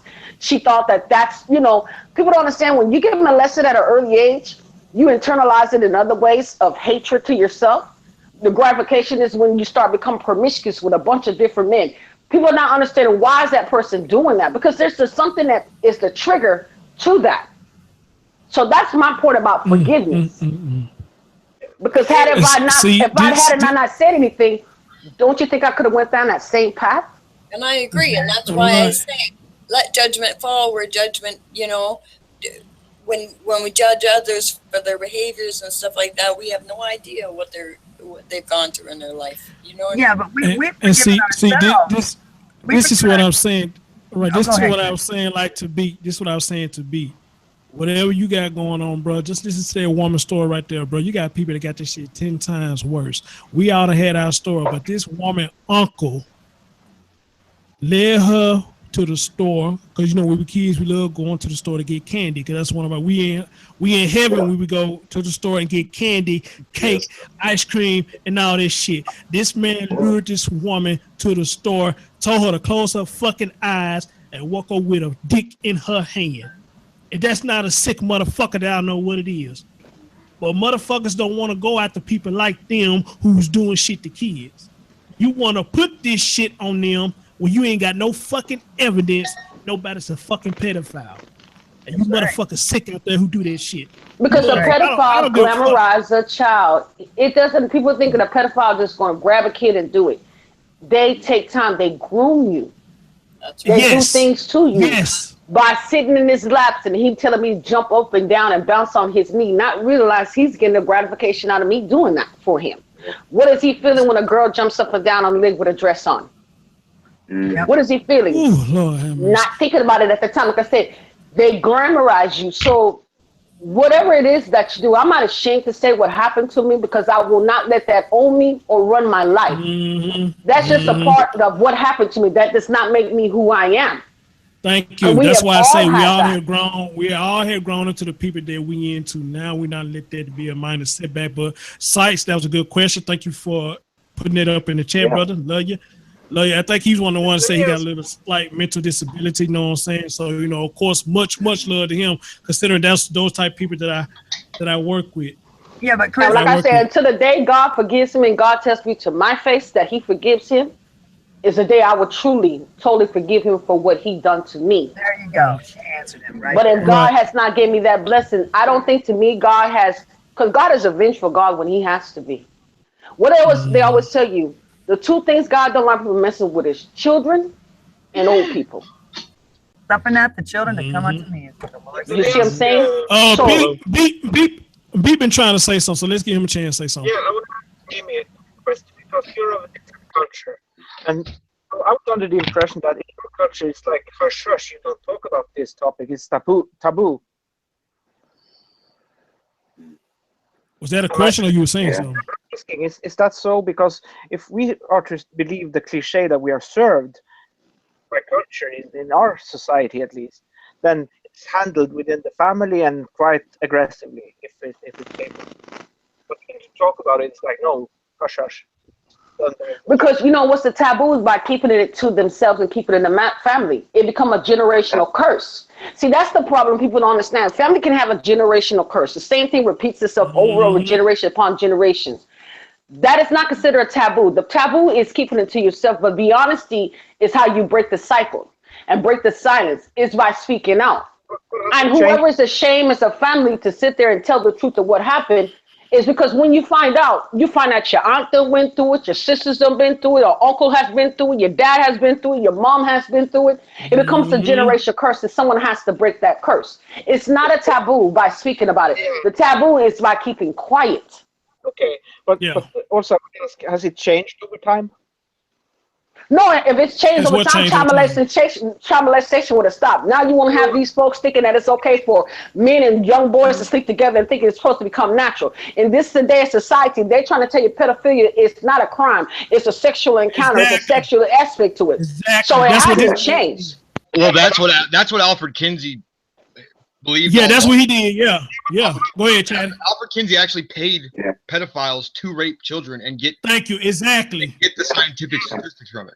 And record it by stopwatches. They even had when they had a 5-month-old child that they molested 4 times for 24 hours. There you go. So y'all know about this guy. Some of y'all know about this guy then. Yes, I do. A chart from an infant of the day of birth up to like 2 years old, he had the fucking No, guy had 4. the pedophile make charts of their dicks, like getting erections or not, or whatever. It's like it's in the book. You could buy the book right now. All of it is in the book. Wait. They still sell the Kinsey reports? They still sell them? Yeah. Yes. That's his book. His book, the behavior in the human, the sexual behavior in the human male. And they also had the female too. Yeah, but that was his first book. That's That right, was the main yeah. one. And that after he published that book, the Rockefeller Foundation, the billionaires, funded him. Funding. Yes. And they funded him. They funded him for about 20 years, and he did not. He literally is such a depraved individual you can't even comprehend. Like he was a sadomasochist. He was a depraved person of was. the scientific mind. So he was trying to seek out everything possible, but he was very involved with. He was very focused on pedophilia, trying to prove that you are a sexual being from birth. And homosexuality too. And he's the founder of the sexual revolution in the 60s. And homosexuality as well. Yeah. But see, people, this is what people don't fail to understand. Do you know how he died? Does anyone know how he died? Somebody just said it earlier. He died of heart failure. He did not. No, he did not die of a heart attack at all. It was not that. He was so much of a sadomasochist. He used to do all kind of things to his genders. And the pain from all the mutilation and the degradation of his genital is what killed him. He died a painful death, which I think he deserved to die a painful death the way he did. Exactly. Chatty, help me out, bro, because of the documentary I heard, I couldn't finish it, man, because the shit was just too disgusting. It's ruthless. Was he working with Nazi pedophilias too? It said something about that. Was he working with them too? With who? Nazi. He talking about the doctor that was a part of the Nazi program. What you're bringing up, the guy, his main pedophile that gave him the main bulk of his pedophilic information. He paid him like almost upwards of like $80,000 over the years to rape kids, and and he was a Nazi. That guy was a German immigrant. He was a Nazi. Like I mean, he was a Nazi. He was a uniformed soldier. But yeah, he was a German dude from Germany. He migrated here after the war, and Kinsey hooked up with him, and his institute is still in Indiana. I mean, and they refuse, and the people that run it, it's locked down. You can't get his files and read them. You can't go to his library and read them. They won't let you because they know what's in them. Because remember back in 1981, if you remember when they started to come out with, he had pornographic films, pictures, everything that was not supposed to be leaked out. But some of the people that work for his institute started to bring them out.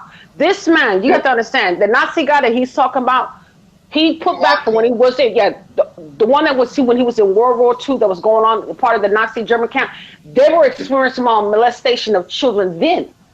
Raping of children and everything else as well. It was all done in America. None of this was happening in Germany. No, I'm talking about his start of his research. If you go and read the sexual gratification by Dr. Susan, the one that exposed him, she got even proof that they were doing that in Nazi German concentration camps, that they were beginning that art for that, because people forget about the scientific things that the Nazis were doing back then as well too.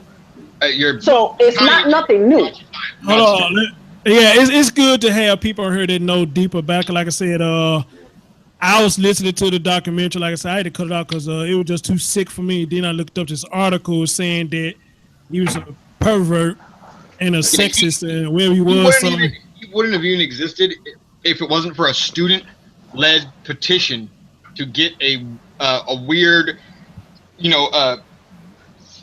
sexuality course at Harvard to be taught. He was chosen to teach this class, and he did all this weird stuff where he like kept he made them all be couples, and then he took them into rooms afterwards and asked them about their sexual history and all. And he's just a weird, nasty man that really he had so much backing and so much. I would say the word I would say is tenure, but it's not that. He just had a lot of backing from an intellectual crowd of people that were basically the scientific mind. Well, Chad, I'm glad that you found this show, bro, because Chad had just hit me up. He said, "Chris, I know about this guy, man. You let me on. I'm glad you found the show, bro." He's a sicko. Who exposed him? Stressor, autoerotic asphyxiation. That was part of his sadomasochist side of him too. Yeah, he had hardcore sexual proclivities. It wasn't. All right, hold on. Let me let Eric say something. Go on. I'm just saying, Chatty, because I saw a lot of the same information you saw, because once I saw that about the Kinsey report, I say, well, okay, I'm going to check this man out, because at least I have some understanding of what the topic is. And the thing about Chatty Factory, to piggyback off what you said, the backing that he had from, of course, the Rockefellers, but also he had backing from students, though. Yeah, that's what I'm saying. The petition that admired him, so he had it from the grassroots on up to the Rockefellers. It was like the petitions you see now, like the leftists going crazy on college campus. It was like that at Harvard, and that was what pushed that class to be, and he was the one that taught it. And then the people at Harvard he was expecting to become a professor after teaching that class. They didn't make him a professor, so he was all butthurt, and he wrote that book, The Human Sexuality of the Man, and then he went on to the woman, and then that's where he got most of his that's when Rockefeller came in, and that's when he really became, this guy's a scientist, you need to believe him. Because and they went into classrooms and taught children.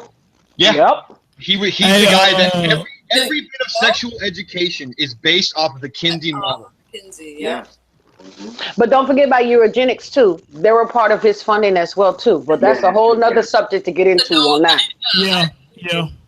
Yeah. We got Dirty Little Rocker Baby in the bed. I think that's one of my new subs. What's going on with your sister, brother, whatever you is? Chatty, man, I'm gonna have to bring you in more on these topics like this, brother. You know what I'm saying? Sure, I study lost it. Yeah, man. Like I said, you just came outside, know about this, man. Hey, you got your own, man. I didn't know Mimi knew about it, man. But it's cool that y'all know about it. I studied him in colleges when we were studying the sexual manipulations of the graphics of the next generation. And we were wondering why there's this, in college, I had to write a thesis on this, because we're saying why is that the after the 60s, when it came to ratification of sexuality, became more depraved and more demure. It's based back on the Kinsey report on this one particular man. Hugh Hefner started his Playboy soft pornographic was because of him, because people don't understand that Kinsey, before he was a professor at, intern professor at Harvard, he used to do porn. He used to do soft porns, and what they call smut videos is when they become very violent and deranged videos that he used to make for cinema. So hold on. So is Kinsey the reason why child pornography was invented? Okay, no, check it out. He's the one that basically made it the whole concept of it be aware of it. But his model actually was trying to say it's all right. In the very beginning of the LGBT right. movement, it used to, at the end of it, it had pedophiles on the end of it. There's pictures you can find of them marching, and he insisted that they marched with them, and they were a unit. They only about the 80s separated. And that point being, I mean, it just proves all this. He's just because at that time when he did that, he was trying to confuse the society and the world. Is that it was all into one, homosexuality with pedophiliality. That weird was all a part of the same. Time in the 60s, all of a sudden he somehow, the way everything worked out, he had all of the basically everybody going, Kinsey, what's the answer? What's the answer? He was the one that everyone went to for their answers, and he was a depraved maniac. Okay, somebody asked a good question. Chloe asked a good question. I need to ask you too. Who exactly exposed Kinsey? What's the guy name? Who exposed him? That was his doctor. That's not true. Yes, he studied under Doctor. Hold on, let me pull up his name while y'all talk. Was it Dr. Green? Was it Dr. Green? Something like that? Yeah, this woman wrote a book exposing all of the disgusting depravity that's in his book that you have to actually. Yeah, she did. Dr. Susan, Green did that. I'm talking about who Kinsey studied under. Hold on, let me get his name for you. She's an anti-abortionist Christian. Jesus Christ, man! But she lays all out, and it's very true. But they say the reason why she's the anti-abortion because there's a part of eugenics, because that's who she first started studying. First was eugenics, and I don't want to explain that to people right now. But give people information so they can find her. That's all. And this is saying, And you know, the sad thing about it, man, like Mama said earlier, people are still believing that shit today, and they still doing that shit today, man. This is fucking sad. It's sick. Mm-hmm. Well, and the reason why Penthouse and everything else failed was because they were hiding the pedophilia in the comics. Mm-hmm. Oh well, that guy, that Chester the molester dude, that guy ended up raping his daughter. Yeah, they were hiding the pedophilia inside the comics that were inside the Penthouse and the Playboys and stuff like that. And that's where the justification came that they could print it. You know, it's happening right. You go at Huffington Post and Vanity Fair. There's pedophiles that are on their staff that write about how they're pedophiles and they hate that they have to not go rape children because they want to so bad. What's up, Charles Hood? Charles Hood made it, and that's why they made it. That phrase about Chester, the child molester, was based on him. And the guy that wrote that comic ended up going to prison for raping his daughter. Mm-hmm. Oh my God, Charles Hood, what's up with you? Say this chat and me show. Hey, they hitting it, bro. They teaching me. Oh no, I can stop talking. This guy's just a gross. No, we're just answering a question. I haven't really spoke at all until we got to this. No, keep talking because y'all teaching me. I didn't know nothing about this guy till Mama brought this guy to my attention. So hey, y'all teaching me, man. And probably teaching everybody else. What's interesting to me about him though is that he has his own institute. It's a college still in Indiana right now, and there's a library of so much information and documentation, and the people that run that institute literally refuse anybody to see it. Nobody's allowed to see it. And right. And this is the guy that's responsible for everything that we teach kids. What's going on, Amy? She made a bit. Y'all, let me give Freya a chance to say something. She want to piggyback on some things. Freya, you want to say something, dude? You got the flow? Not really. I just think that when people mention forgiveness, it's not even for the other person, it's for yourself. And that's where a lot of people get twisted. Like when you forgive somebody, it's for your benefit, not theirs. Mm-hmm. Mm-hmm. And shit, like okay, here's the doctor's name that Kinsey started studying on. From there, he was born in 1878. His name was Waddell Parnosti. Was the name of the one who he began to study, because people forget that Dr. Kinsey was a zoologist. He went and studied. He know nothing about sexual behavior. He was a zoologist first. I think I remember seeing it. His sexual gratification he began because he kept saying that humans are no different than what animals are when it comes to sexuality. So when he justified that, his dad forced him to be an engineer. A zoologist. But we'll say he justified the sexual nature among the way animals is where like sometimes cubs or youngs or whatever, older person gets, older animal gets to it. He thought that was human nature, just the way it was an animalistic nature. Go ahead. Chloe said spell that name for. Pomeroy. Okay. Go ahead. Finish up what you're saying. Go ahead.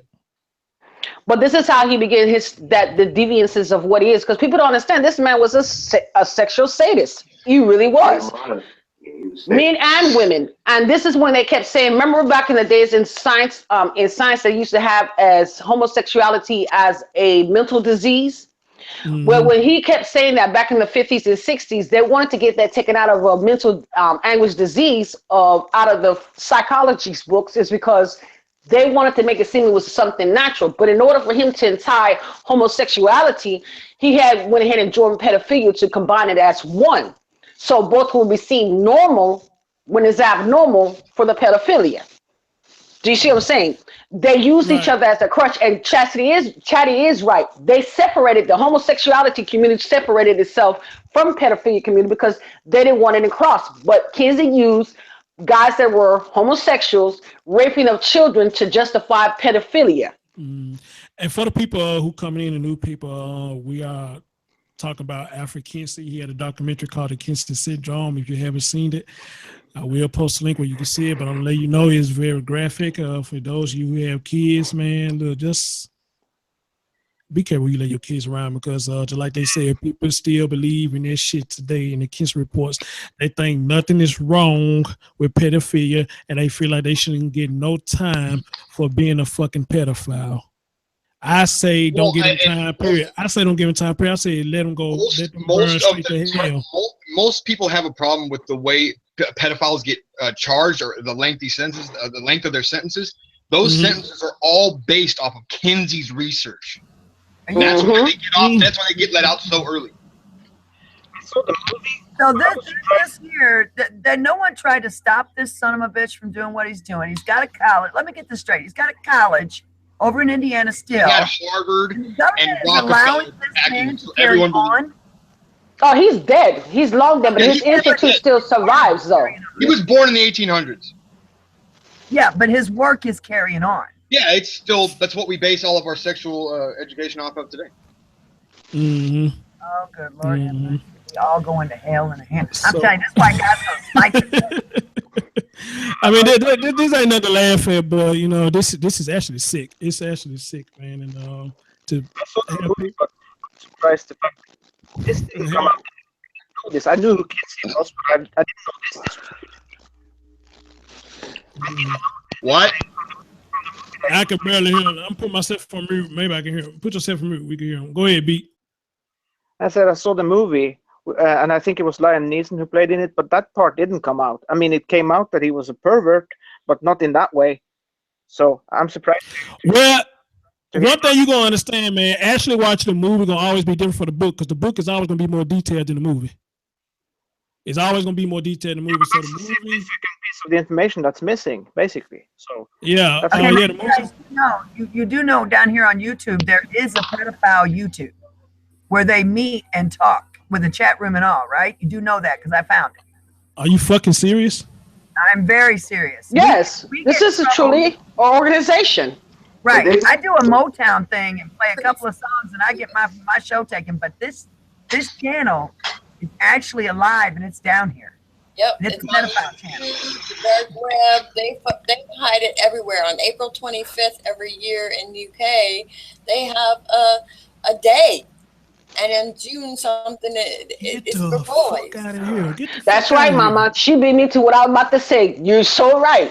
And I mean, national banners and everything. They walk and protest for this. Raphael said, I feel like giving you a pedophile, you should be in jail forever. You should be under the jail. I agree with you, bro. Yeah, you should be under the jail. I don't say taking them to jail, period. Burn them straight to hell. Burn them. Yep. But even when they constitute about castration among pedophiles and stuff like that, do you know that people think that the urge comes from your anatomy, your vaginal or your penis, but it's in the mind. They even had ones that they show that they castrated. That still was molesting children as well anyway. Thank you, Jerry. Thank you, Jerry. Exactly.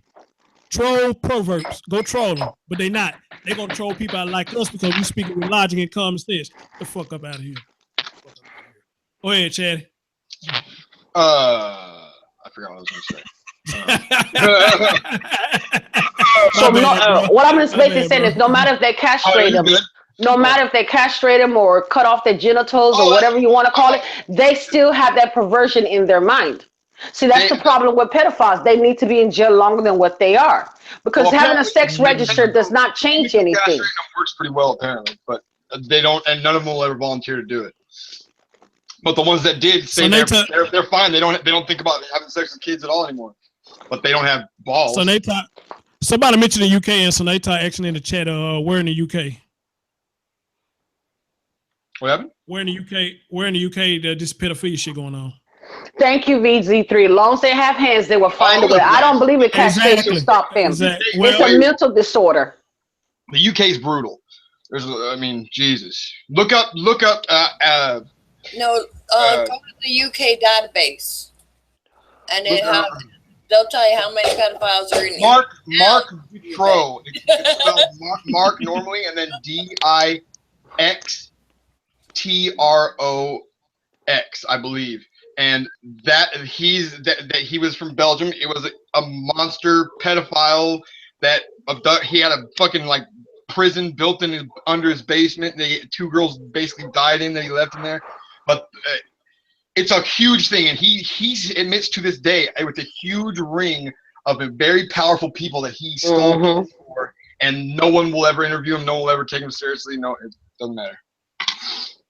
Right. Perfect example. But you know how they confuse pedophile in America though? Because the so-called sex registration that they do. See, to me, I think what happens when they start making people register on the sex offender list, they confuse ones that actually, they'll take someone who's had statutory rape. Let's say if a boy is 18 and a girl. No, hold on, but let me finish, Chatty. They'll take a boy that's 18 and a girl that's 16, and they combine them. They combine them all into one when it should be separate. You're right. A pedophile is a pedophile. If you're touching 9-year-olds, and there's a whole thing in Florida, like this part is sectioned off, and it's all pedophiles. But majority of them are people just like she said. They're like they did statutory rape where they had a girlfriend, and then the dad got mad at him one time, and then pressed charges, and now he's a pedophile or a sex offender for the rest of his life. And how do you let something grow by confusion among the public masses? Because how many people sit there and study this? A lot of folks didn't even know who Kinsey was because you didn't study it, or you never heard of it. Exactly. I didn't know nothing about it to Mimi about. I mean, damn, not Mimi, but Mama about it to my teacher. But Mimi and Chad, let me say something to y'all. My man Charles said something. He said, pedophilia is a norm in the Roman Church. What y'all say about that? I think dudes that are pedophiles, any pedophile, they don't have, everybody that lives usually spends some time going towards a relationship of some kind, or what they find sexually attractive. They go for that to some degree. Pedophiles do the same thing, but they realize that they are going to get killed if they fucking try to do this. They'll spend their whole fucking lives to get to the position to where they can do something like that. That's the whole basic point of their life. Yeah, that's the way you got to realize. That's why when they say people that are high in power are doing it, it's probably not a lie. Majority of the time, because they probably spent their entire life getting to that point so they could be able to do what they want to do. The only thing I would say, I would say this. I was raised Roman Catholic. Okay. The other thing about Roman Catholic is if you're a priest, the father's married, so it's a perfect hiding. Well, I would say, to me, being raised Roman Catholic, I would sit there and say that stigmatism is put about boys being molested by priests and stuff is because you can't take the church itself for what some people get into, because pedophiles are among the world in every sector of life. But we're Roman Catholics. I have been around so many priests all my life, from when I got my communion to since the day I've been born and everything. Not everybody is a child molester. It's just that they take the stigmatism of some. I know, Chatty, I'm agreeing with you. No, the Catholic Church has always been a safe haven for homosexuals. Yeah, and a reason why, but the point is this: you can't take a certain percentage and blame the whole Roman Catholic as being a pedophilia center. That's all I'm saying. I agree. But I'm just saying, you have to do a lot of work to get to be a father, right? It's not. It takes a lot of work, a lot. But see, they talk about the boys being molested by the priests, but they don't tell you about how many priests sleep with women. The same way they're sleeping with boys, they're sleeping with women too. No, I'm just saying. Women. Hold on, y'all. Hold on. Shit. Father Antonio had about 4 different women, grown women. One of my priests slept with nothing but women. Because I'm telling you, that's what I'm saying. You can't say one or the other. Mama, you want to chime in what they're saying? You got anything you want to piggyback on? You disagree with or what? Mama? I forgot to unmute. I think what people say is that, yes, we know what goes on in the Catholic Church and stuff like that, is the concept of the protection of that. Yeah, they move them and stuff, and has nothing to do with the amount of how it's happening, but they protect it. It's very protected in society, that the church in general, they protect all their priests and stuff like that from any kind of retribution, and they deal with it themselves. Yeah, but when that comes to if that's the case though, Mama, if that comes to all religion, because I know a lot of Baptists and Pentecostal that are child molesters or homosexuality is among the church itself too. He's talking about on the East Coast. There's a lot of fathers, a lot of people, a lot of Catholics that were police officers. The police don't get involved with the church's business because they grew up listening to the church. That's what she's talking about.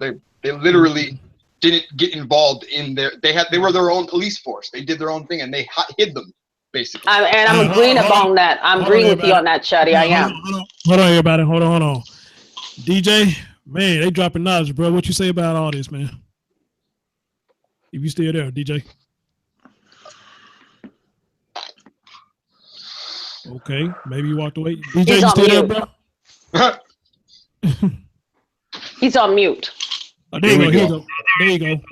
There you go. Yeah, I'll just let me and Chatty go back and forth because it sounded like it was a serious debate. But the only thing is, I'm not even debating with her. No, me and Chatty talk like this with each other all the time. Oh, I know. Me, I've been there before. I've been there, so I know. It's like when you two go back and forth. It's like it's a debate. But only thing is, it's good that y'all got good information. Yeah, but they doing it on a good thing though. This is the topic that they need to go back and forth because they teaching me. They teaching me and other people in that's why I'm muting myself. I'm muting myself so I can listen. You know what I mean? But right. So look what we just started, bro. Look what we just started, man. Oh my God, she's like opening up a can of worms right now. I know, right?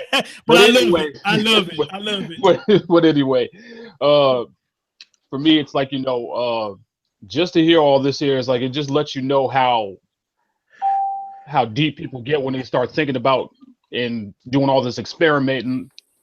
And it's like we already know that things are going left right now to where like it's almost time for all this to end. And it's good to know that we have all the information and like that we can look back on and fall back on it just to see why people do and act and feel the way that they do, and whether we all want to agree to disagree, whether it's sick or it's wrong and all types of stuff. It's good to know it. And see, I agree with you on that, DJ, because the topic's getting so good. We got new people coming in, I'm not sure Charles subbed to me, but I know Sightseers and Dirty. I think that's one of my new subs. They part of the 500, and they coming in. These folks like, whoa, this is interesting. You know what I'm saying? And to have people on here that knew about this man, especially me, man, because she clicking it. She clicking this shit. You know what I'm saying? Chatty, I don't know how you found the show. I don't know how he found the show, but maybe he just seen in his feed and he saw what the top was about. And he hit me up, hey, I know about this guy. Let me get on the talk. And Chatty came in right on it. You know what I'm saying? He came in right on it. And like I said, I can't get mad at him, though. I can't get mad at him because they speaking knowledge. They speaking knowledge. Exactly. If people want me to shut up, I'll shut up. My bad. No, you fine, bro. You fine, bro. But I just want to say this though, Chris. Is me and Chatty is not arguing with each other. Me and Chatty go through a lot. Hold on, let me finish. Me and Chatty.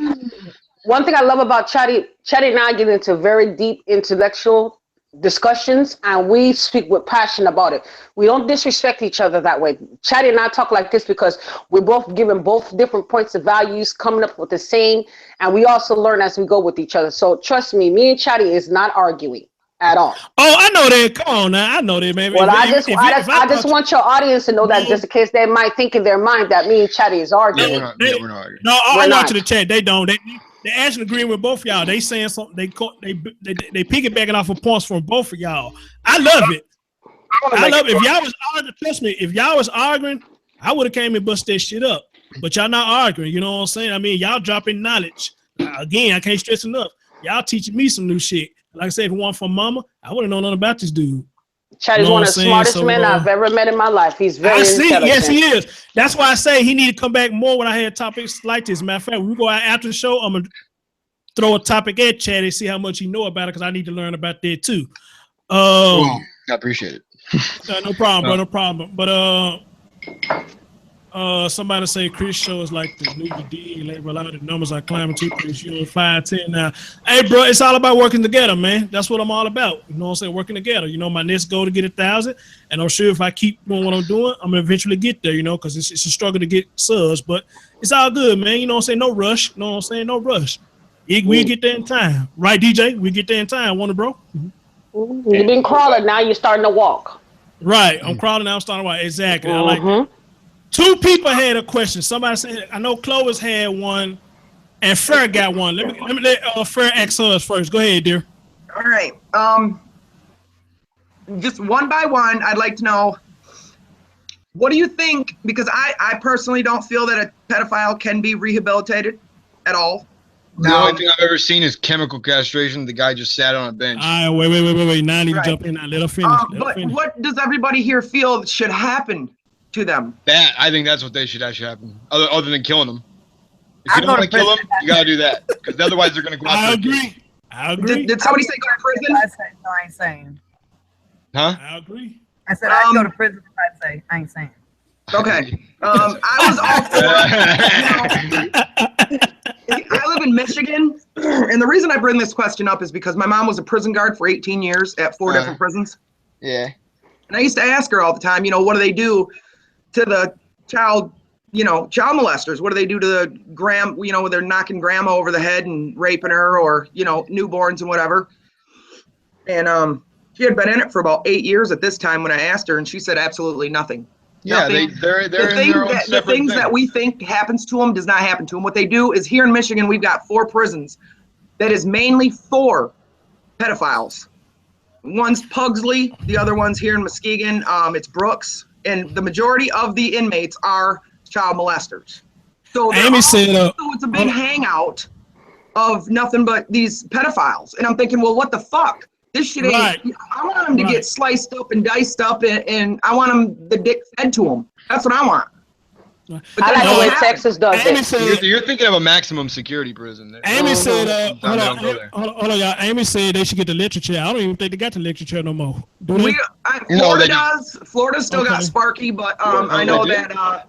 Yeah, I was gonna say Florida does have the death penalty here. But the prisons that my mom worked at and was a guard at, she was inside, and it's basically nothing happens to them. They just congregate together. It's a big hangout, and that's it. And 9 times out of 10, nobody even knows what they're in for unless another inmate has to go to court with them and get out of court and then tell people what they were in prison for. Because the information we have on the computer, they don't have that in there unless. I mean, now they're getting computers. They're being able to get on Facebook. They'll be all typed. Hey, check this out. Dirty Little Rocker Baby says, sadly, we had no death sentence in the UK, so he or she is in the UK. Dirty Little, are you a male or female? Sadly, they have no death sentence in the UK. We could the guy in the UK, the guy that killed like 89 people on an island, he only got 22 years. They said they wish they could test medications on them, though we save kids and animals, win-win, Jerry said, I had a few ideas for the show, Clovis, but words like illegal deportation. Okay, he talking to Clovis on there. And speaking of Clovis, I think she had a question. Go ahead, dude. Okay, before my question, I want to say to Chatty. Oh yeah, what's up? We need to talk. Anyway, because you're teaching me so much. I want to talk to you guys. But anyway, my question is, we got all this going on over here, and I have been doing research and checking on what's going on in the West, in the UK, okay, Europe. And I'm telling you right now, we got Muslim men coming over here who marry 10 and 12-year-old children. Yeah, they're doing it on their own, having their own Sharia courts and doing it. So what the hell are we supposed to do now? I mean, gee, we're tackling this. Well, the UK's done. I mean, I don't know what you guys are doing. You got a million strong army in your island. What do you? I mean, I don't know. Jesus. And y'all, but you gotta understand too. They take their religious base on that aspect. When it comes to the Muslim thing, reason why I say about prearranged marriages, speaking on that aspect of it, I am the first person that said I got married. My first marriage was prearranged, and sometimes culture. You weren't 9. Over dictates. No, I'm trying to say sometimes culture over dictates. Well, yeah, no, but they're trying to marry girls that are 9. I know, Chatty. Let me explain to you what I'm saying. Sometimes they'll use culture and religion as their weapon to over dictate to say it's okay, because sometimes religious values they sit there and try to put it under an umbrella that said it's okay, but it's not. I don't like in some of those places in the Middle East, kind of gross because they use it again. Like they'll be like, oh well, if they just want to rape a little girl, they'll just be like, I just want to marry. Yeah, I want to marry. And a lot of times, if they do rape a girl, they end up making that girl married to her rapist. It's not rape because he's married to her. That's what I'm saying. That's how they get away with it, by saying it's okay. I know, that's what you said. But what I'm also trying to say is that back to Clovis' point is this, Clovis, is that sometimes of the Shiites of the religion of Islam, on their basis of that, they go back to the prophecy of Muhammad, who did sleep with young girls, and they think there's a justification by religious books. I think it's disgusting. But to me, UK has the right. It's their laws, it's their land. They should set the standards of what they can and cannot do. If you're not if you're a citizen and you live among their country, you should make that as a violation. That's right. There's like 32 no-go zones there already. Okay, to the people in the chat, Wait. Hold on, babe. To the people in the chat, y'all check out Clovis too, and I love she come on my show because she has the controversial voice, and she is controversial. That's why she get in trouble so much. Well, she is controversial. But y'all check out a guy in the chat. The UK wouldn't, but they do it on their own Sharia courts. They just hold them on their own. So that's how they do it. Y'all make sure y'all check it out too, man, because y'all love her shows. I hate I don't get a chance to catch a lot of her shows, but she's very controversial. And hey, if we do that in our own countries, if they're coming in here and they want to bring that with them, they just need to drop it at the door. Drop it at the door, and let our America accept it. Let our government teach them the way the citizens are dealt with. They got to learn. I wish they get here to drop it at the door. Period. Well, see, this is the situation. I brought up the radical Muslims. Now, and to me, their religion is not a religion; it's an ideology. Okay, I've already checked it. Definitely, it's a war. By me talking about it and bringing awareness to what's going on over in Europe, and it's coming here because we can't vet, we shouldn't let. I'm sorry. Yeah, I agree. But America does, because if that's the case, America should. Well, let me explain to you the reason why. Because if that's the case, America does. America should never have accepted me coming to America the way I got married. They should never have, but they did. Dirty Little Rocket said they saw on Facebook a 12-year-old marry a 67-year-old man. What the fuck? Yeah, and not only that, I tell you, they do it on their own. They don't use the UK court. They just use it. Get the fuck out of here, man! Really? Well, my cousin, she was 15. She married. Her husband was 36 years old, and it was considered normal. If the UK police drive into the no-go zones, the car will get attacked by the people. Okay, that's what I was talking about. I was bringing up the radical part, not the good ones, but the bad ones. And I've done a lot of controversial shows on it. I got this reform, whatever the hell she is, who's stalking my family. Clovis, drop her name so we can know now, girl. He turned me over to Carr. We'll do that after show, because I know exactly what you're talking about. And they sent me a message, and they even said, you got 2 little girls. It's like, oh, hell no, you did not. Who did? Some freaking Mahed, somebody.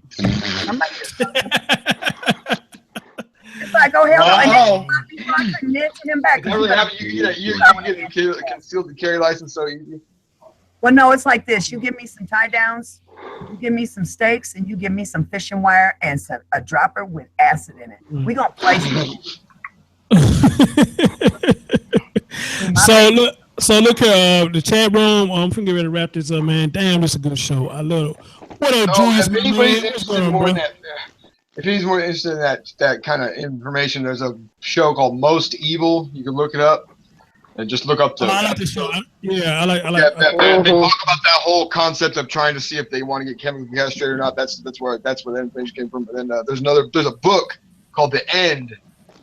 It's about an FBI agent that infiltrated one of the world's worst pedophile rings. It's interesting how the guy fucking had to act like he was a fucking pedophile to get in here and bust all these fucking disgusting. But did you see how many people that was in that ring? That was a shocker, and how many children was? Oh my! Yeah, it's a New York cop that did it. And he's fucking sitting there in these circles, and he got the NAMBLA thing. I guess it was something to do with that. So I don't know. That's an interesting. It's a good book. So. You know, you had to get a psychological help after that, Chatty. Do you say because it got that's depraved the foul to him? Well, all right, y'all. This has been a damn good show, an interesting topic, and very good. Man, very, very damn good show. I didn't speak to this. I've seen that too, Jay Carter. Dearborn does have that shit. Yeah, I didn't. This is a good topic, man. We need to go study up on most stuff like this, especially for people who do have kids. We need to go study on a lot of stuff like this because it is still going on. People, you just heard it on the panel. These people still believe in the Kinsey reports and believe that Kinsey. Yeah, Kinsey. Yeah. It's Kinsey. Kinsley. Kinsley. She gonna say it again, Kinsley. It's Kinsey. I'm just messing with Chris, guys. That's all. She gonna wait for a minute and say Kinsley. Chris, you don't like to tease you. Now stop. You know I do. I love you. Damn, man. Look, DJ, look at this. everybody want to come in when we get ready to end the show, man. Look at all the people coming in. British Black coming in. Yeah, no, man. For one, you want people to know people to know when your show started. I'm gonna tell you the reason why I did not know. You put out your thing a day or 48 hours or 62 hours before. Exactly. Hold on, your notification doesn't pop up. I didn't even know you were having a show until I sit there and looked at my subscription. Sometimes you need at least do about two. Yes, that's what I'm saying. You need at least do about 2 hours before you have the show. It doesn't pop up as a reminder to us. See, the reason I don't do it like that, the reason, you got that bell too. But the reason I don't do that because, like I said, I be feeling like at the times that I do it, I don't know what y'all be doing. I feel like y'all won't make it then if I just do it on short notice. So I feel like if I do at least 24 hours in advance, y'all see it and be like, okay, cool. It won't hurt to try it one time to do it 2 hours ahead to see what happens. Okay, just for you. Okay, just for you, I will. Just for you, I will. Yesterday, I got on YouTube and clicked on it. I thought your show was on, and it wasn't. It was on today. I was like, that's the second time you did that. That's the second time you did that. Chad, I did one time. Yeah, check it out. So I have a plan that you can fix, to where it can fix the situation. If you go to his show and it has the reminder set for the show to happen, you have to click that bell. It will let you know when that show is getting ready. Yeah, it will. That'll help you. Oh, okay. I set reminder again. Yeah. Because I had to learn to do that myself. Because this is the second time Chad did that. I did one show ahead of time. He like, damn, I thought the show was on now. Okay, but ask the people that's in the chat room, all the ones that just joined now, ask them how did they find out you were having a show. Ask them. It does. YouTube's been messing up, Chris, because people have been telling me they've been getting my reminder thing. They've been getting mine way after the show started. I've been getting subscribed to shit that I never subscribed to. Fucking over and over. That's why I said, Chris, how the hell are you having a show? I even know. I just found out about the show. And that's when I joined in. That was what, an hour and a half after the show had already started? Chris, I'm just saying. Right, okay. Chris, I'll try doing this time, at least do at least 2 hours in advance, you know what I'm saying? Maybe it will work, we see. But just like I said, yes, click the bell and the reminder will pop up. Ladies and gentlemen. Do like what Tommy does, if you don't mind me saying, is like a 1 or 2 minute video before your show starts, so it can click the people who set as your subscription reminder. You hear that one video, it tells you another video is coming on. It helps you remind someone that ways too. You know Tommy does a 2 minute video? Yeah, I've done it a couple of times, and I might need to start doing it too. Just do a little promo. You know what I'm saying? Let people know if go live. So. Chris, all in fair right now. I was in the hangout. I was in the hangout 15 minutes later. You don't count. You always here, sweetheart. Somebody say just do part 2. Vez, you want a part 2 of this? I mean, I think we should do a part 2 because then I want to go into the aspect of when he started doing the sexuality among different races of women. Oh, okay. Vez said he said up on part 2. Vez, if I could get in a part 2, it would be late night tonight because I got to catch at least one of these football games. So if y'all want a part 2. Oh, not tonight. Oh, no, not tonight. Oh, it's football time. What's coming on right now? Right. So, what time the first game start tomorrow? Hold on.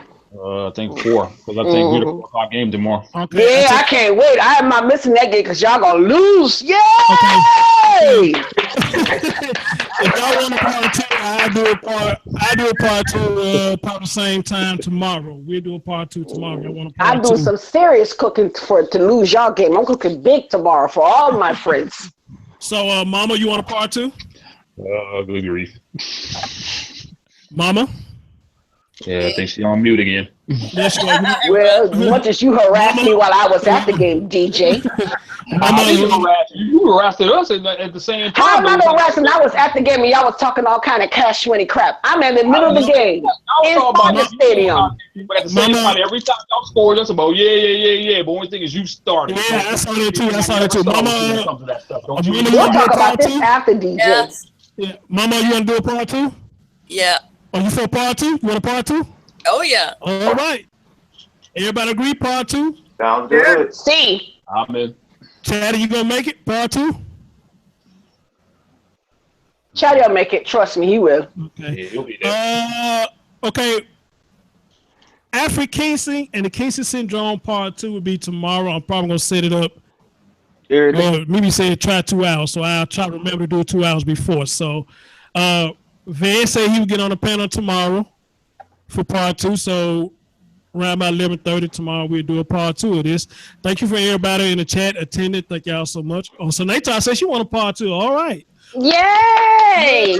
What's up, Isaac? Peace, family. Chris, Peace, family. Peace, family. Chris, put it in the chat so that people have a chance to watch the documentary, maybe. Yeah. I'll do that right now. Put a document in the chat. But thank you everybody for coming in. Salute to the new people. Charles, Dirty, Rocker Baby. That's a female. The Rocker. She's new. Yeah, she's new. I think it's one of my new snubs. Charles new. Sykes came to the last show. He's one of my new subs. And I think that's pretty much. Oh, we had Holly. One of Chloe's people this what was her name? Hollis, something like that. Yeah. Holly. Amy, she been here before, just been a while she's been here. That's pretty much it, you know what I'm saying? There was one more, but I'm trying to find the name, but I can't find it right now. The thing is like it was way up in the chat.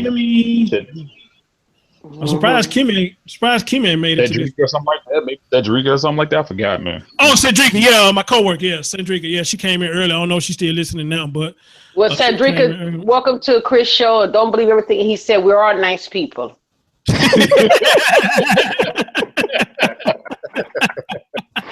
We knew let me give y'all my parting words, y'all. I mean, after all what y'all hear, you know, man, look, just kids. Watch your kids. Watch who's around your kids, especially these grown ass men and women. Just watch who you have around your kids. If you're a female, I mean, if you can help it, send your kids somewhere before you bring a new man around. Please do. And if you're a man, even though we don't think about this, but we need to start doing it too. Send your kids somewhere when you got a new woman coming around, because a woman, a woman can get her urges too. But like I said, I don't hear as much as a woman doing it than a man doing it. So y'all just be careful. Look, listen, learn from your kids. Let me say it again. Look, listen, and learn. Don't say that bullshit talk about you. Don't say that shit talk about, oh, you listen to a kid. Yes, listen to your child. Because, like, again, children are young, but they're not stupid by a long shot. And I leave it like that. Anybody else got some parting words before we let DJ? Yeah, before you go, never women, especially women, never allow your heart of or love for a man absorb your child first. Children speak truth. Yes, ma'am. Yes, ma'am. Children speak truth, and sometimes it might not come out the right way, but be a true mother and be inquisitive. Even if your child might be wrong, hold on. Even if your child might be wrong, it's better to investigate than to sit there and give years and years and decades of torture to your child. They make nanny cams for $15 nowadays. There's no way you'll not know what's happening. Exactly. It looks like a clock in the room, and you'll be golden. You'll never have questions. Mama, thank you for bringing this topic. You know what I'm saying? I was kind of skeptical about it first, you know what I'm saying? But people are really interested in topics like this, and now that we got the feedback that we got, you know, topics like this need to stay in the limelight. You know, maybe we can make a change. Maybe we can make a change by talking about stuff like this. Absolutely. Let's make it the norm to talk about it and get it out instead of validating it. I like Mama. Yes. I do. I love Mama from the first time I met her. I love Mama. Thanks, guys. Chloe, you got any parting words? I want to say that I was very skeptical about doing this type of show. When Mama came to me about it, I was skeptical of watching the documentary, but now that I've been in this show and I'm learning about it, I'm probably going to hit the topic too, because I've been hitting Pizzagate really hard myself, and we've been finding. Yes, you have. Yes, we can talk about that too. I need to do my version too. I probably need to do my version too of the Pizzagate. This is less of a. It's not like a pedophile ring like it's quite. This guy's a fucking maniac in a different degree. He does. Yes. It's very interesting. You should watch the documentary. Well, see, what I did, Chatty, is when she brought it to me, I tried to see, and I was like, no, I can't do this. I just can't, because it's too fresh in mind with me and what I'm going through. But after today, oh, hell yeah, I'm ready to kick ass on it now. Chris knows. Chris knows. I'm going to you'll be interested. You're going to be surprised at what you find. No. See, Chatty, I'm bringing you with me. No, Chatty. I'm bringing you and mine with it. Because you guys know. Yeah. Chatty would be a good fit because you see how he came in with it today. He a good fit. That's right. Good fit. You know what I'm saying? So, and again, y'all check out Clovis, man. Y'all want to hear the controversial side of a topic? Y'all go to her. And Clovis, you can't bring me because Chris already told you I'm an evil, nasty, mean person, so you can't bring me.